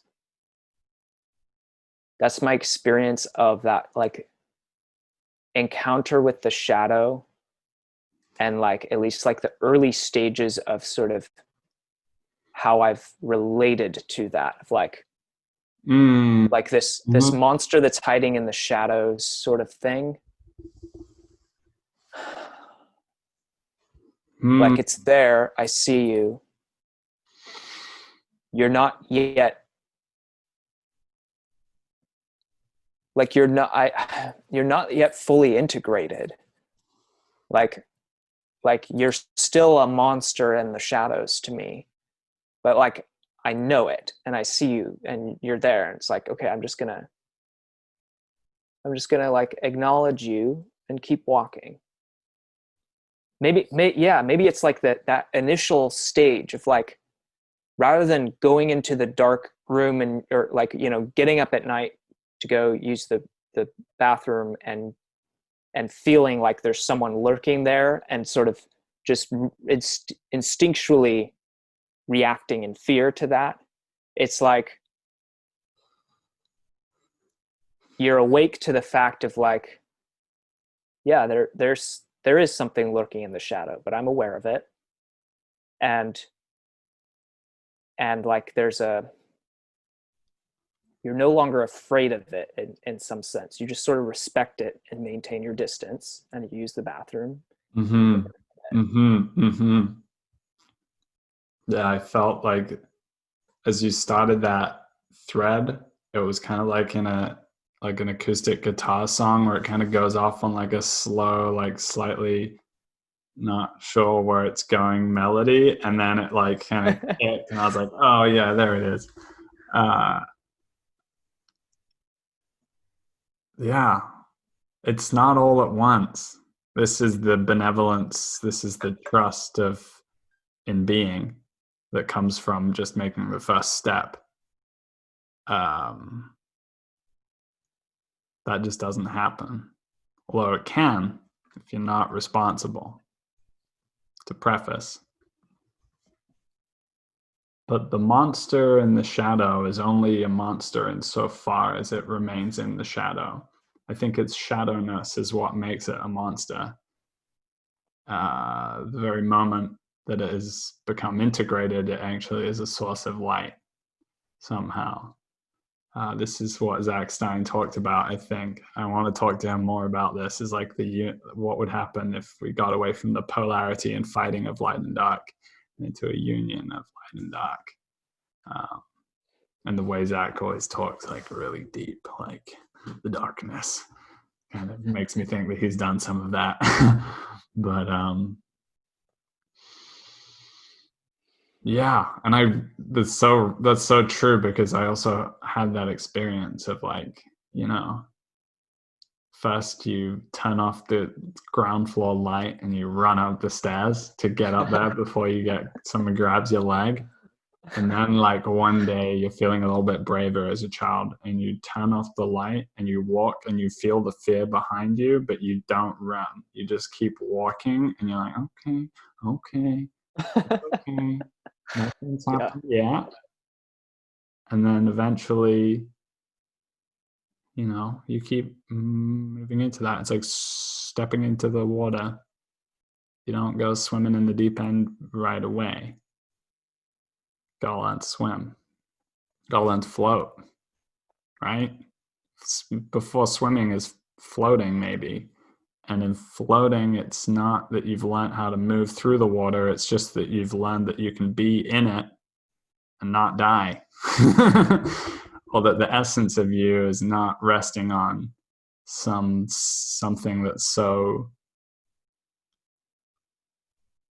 fragile that it's going to be broken by this confrontation with the water.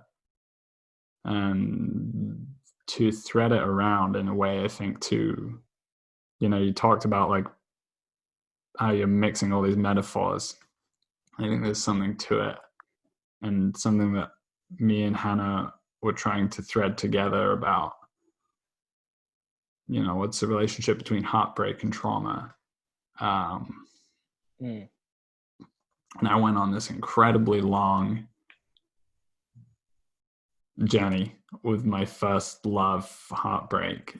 And I recollect that the first time that I tripped with a few friends up in the mountains above LA, after that relationship had ended, there was like this sort of paralyzing, like, oh, I haven't confronted this.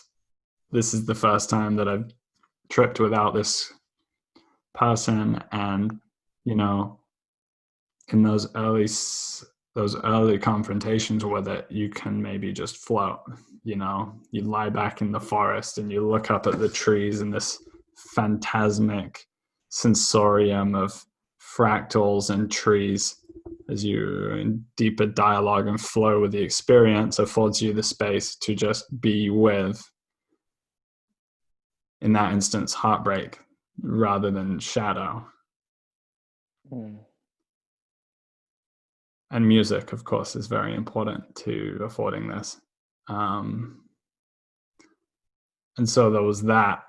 But then later on in the process, maybe a year or two later, I could get to the place where I could stand in front of the light, where I had, through progress and time, opened myself and grounded myself through practice and flow and through interaction with these states. That the doorway opens, the light starts coming in, and you don't look away. In this instance, I was looking at a sunflower, and it began to do something approximating this. And then my being with it began to increase quite ontologically, deeply. And there was a really haunting remix of a Tame Impala song. Tame Impala, I had such a deep relationship with Tame Impala.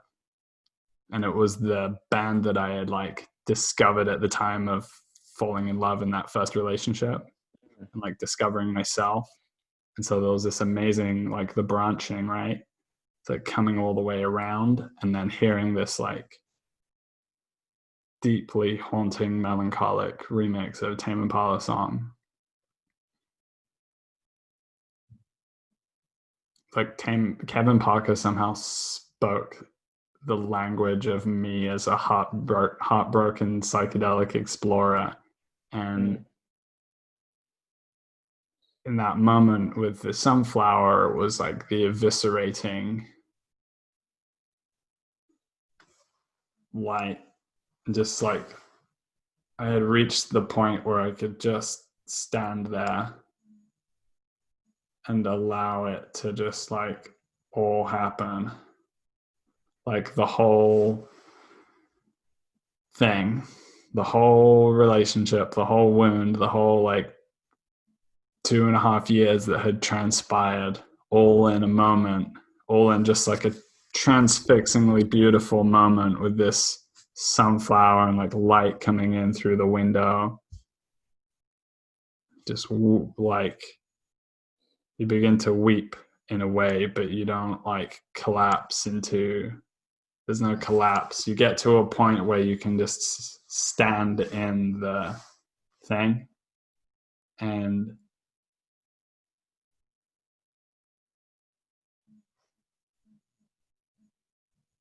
that experience was really powerful and constitutive of me. And the ending of the long arc of my life.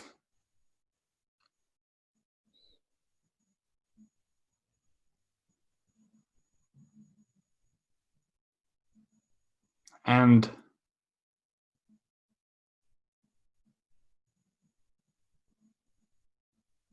during that very same trip,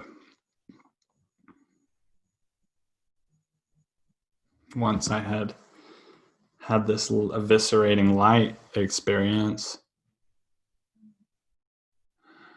there's like this other side of rebirth like state where you're all like teared out, but there's like this new openness and affordance of something. And it was in that trip that I first began to like rub my hands together and be like, oh, there's something kind of energetic here. You know, I started to like move my hands with the music and be like, oh yeah, there's something to this. And this became a prelude of the discovery of dance, like real dance, like actual like electric flow through the body,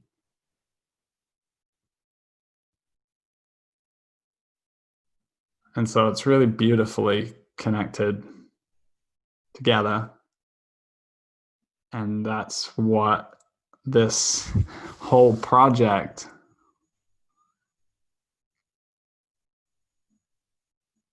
and I don't like the word project because of those primordial associations of thrown outwardness. What the landscape of trauma really wants to express is a reuniting of thought and being, and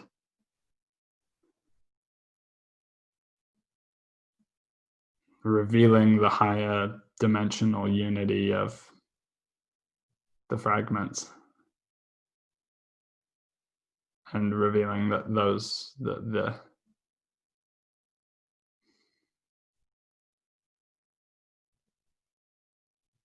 fragment can be the gift. In its integration, it becomes the gift to others and the world.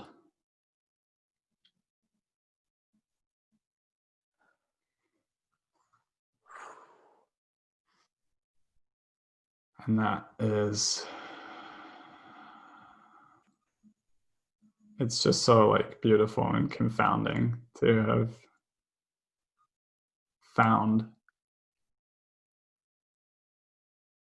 hope in the midst of just like not having the will to continue on.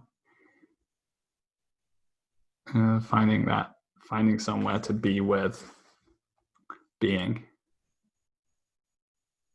And then in that place of being with the darkness, somehow finding insight into the logos of your life.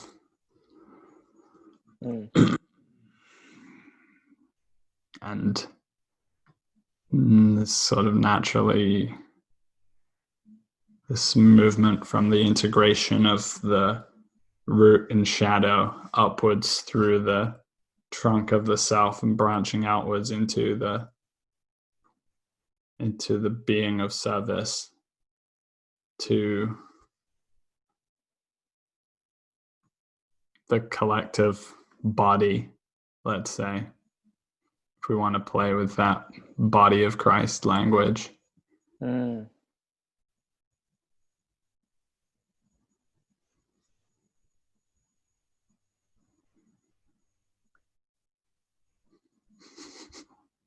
You still tripping?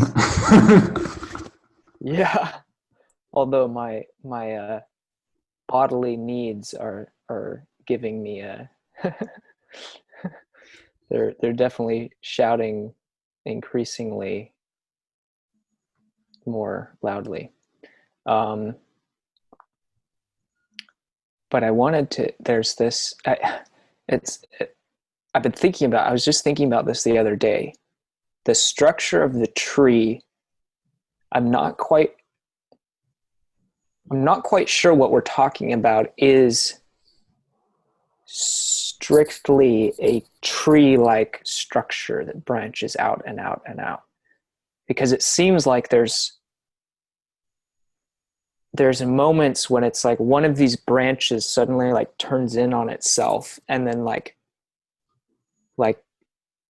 takes itself up in itself in some fashion, or it meets up with another branch and they become entangled in some way. And I was thinking about this even in the context of, more concretely, that evolutionary tree of life, in the sense that like there are more non-human cells in our body than there are human cells. Like that's actually a fact, that we're like the gut microbiome is this whole ecosystem unto itself of a multitude of different species that are not human. Which means that this sort of branch on the tree of bacteria and protozoa and fungi and whatever, and this, what we've conceptualized as entirely distinct branch of Homo sapiens, these branches don't exist without the other. Like they're entangled in some sense. There is no human without the gut microbiome. And I tweeted about this. I don't know if you saw it. And there's no gut microbiome without the Homo sapiens. Like those branches are like, they can't be separated from each other. And so it's sort of like this idea of the dog eat dog competitive evolutionary story in the form of the structure of the tree, where each branch is distinct. Like, they have a common ancestor at some point where the branches, first branched off from each other. But there's no sense in a tree in which the branches rejoin at some point down the road, or in which a branch sort of loops back on itself in the sense of like rediscovering the trauma of the past, and like, revisiting that in the psychedelic experience you were talking about.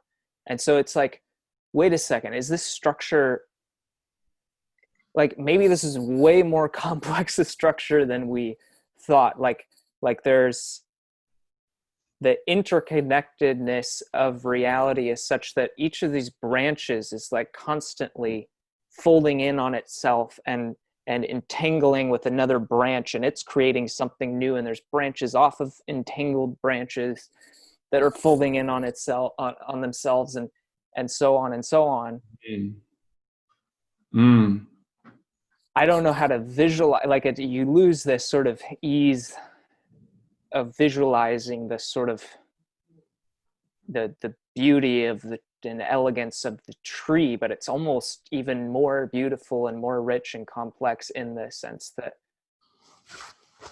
the branches are revisiting themselves and revisiting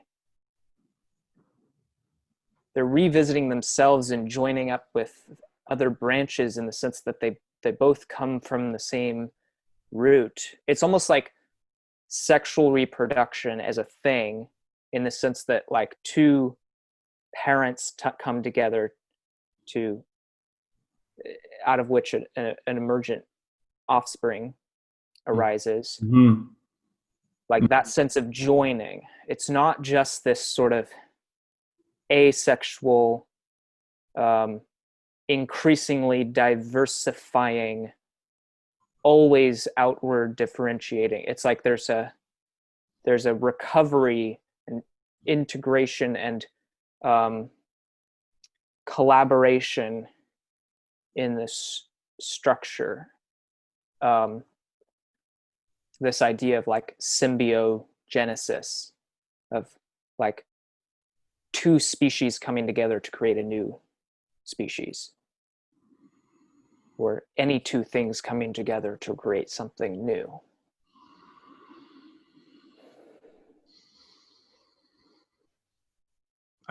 I'm hearing that same kind of expansionist, horizon conquering bias. There's a flavor of that somewhere in the modeling of the branching patterns in the context of knowledge production in biology, potentially in other fields as well, where it's just biased towards this movement from the singular outward into the multiplicity. When you're speaking, and I have definitely, I think the tree, the branching pattern in the tree is the keystone, and it is the doorway to more. And I have seen some of that moreness, and some of that is accounted for in my current modeling of it. And when you were talking, what I saw was like, we take the tree, we flip it on its side somehow, because there are certain graphical structures which look like a cylindrical space in the middle and then looping around, almost like an electromagnetic field around a structure. Yeah. And so flipping it on its side, and then like the branches energetically coming around this point, and that somehow feels congruent with quantum mechanics, wormholes. But to ground it back, I mean, just ground it back with the model of self, right? The root branches, we know, go into our own experience, but they don't just go into our own experience. They also go into our ancestors, and they go into the collective soil of culture and the collective soil of genetics. And they keep breaking off and going down until it's beyond our capacity to account for. And in the process of self-actualization, it is the emergence and growth of the branches which is in total symbiosis with the integration of the roots. I couldn't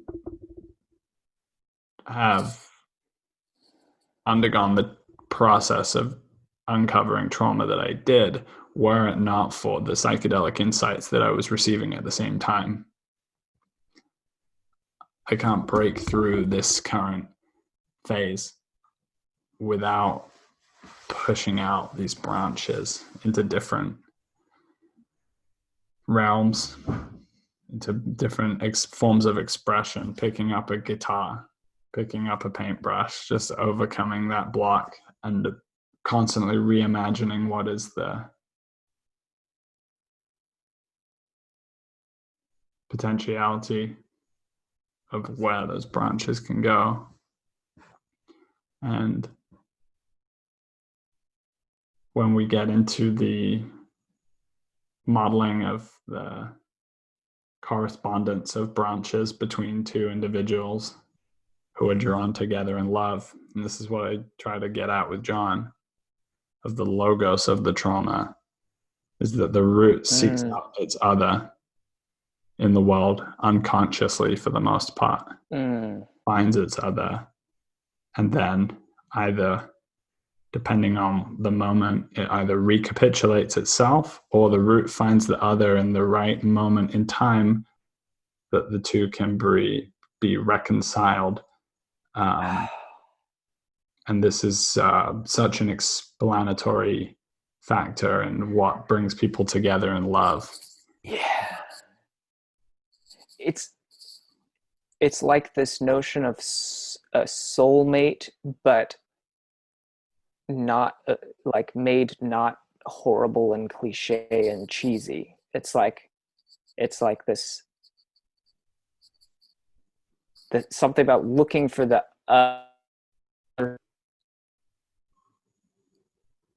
whatever is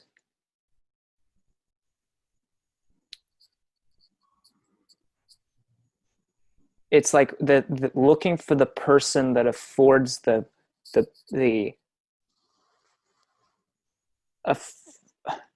looking for the person that affords the branch going back to the healing, turning on it, like the healing movement of turning on itself and revisiting that trauma of the past. I hadn't thought about it in that way.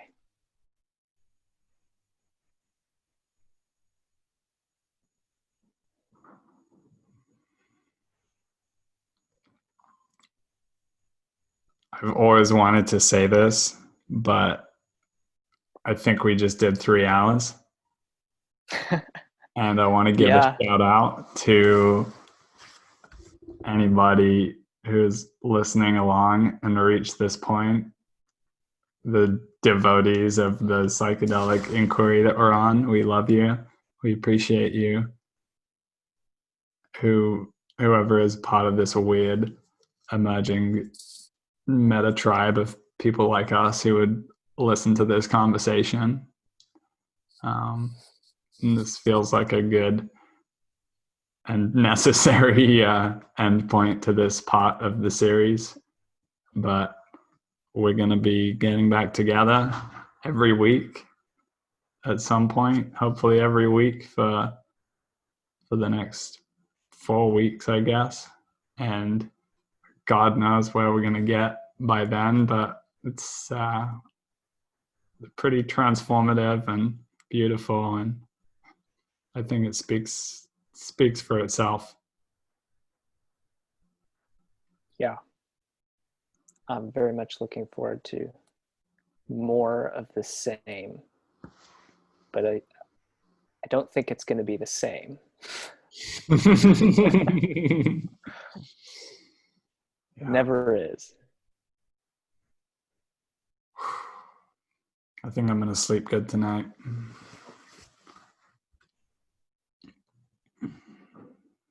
All right. I guess we don't need any final words. We pretty much did the whole dance. Yeah. Good to have you on. And see you next week. I hope you sleep well.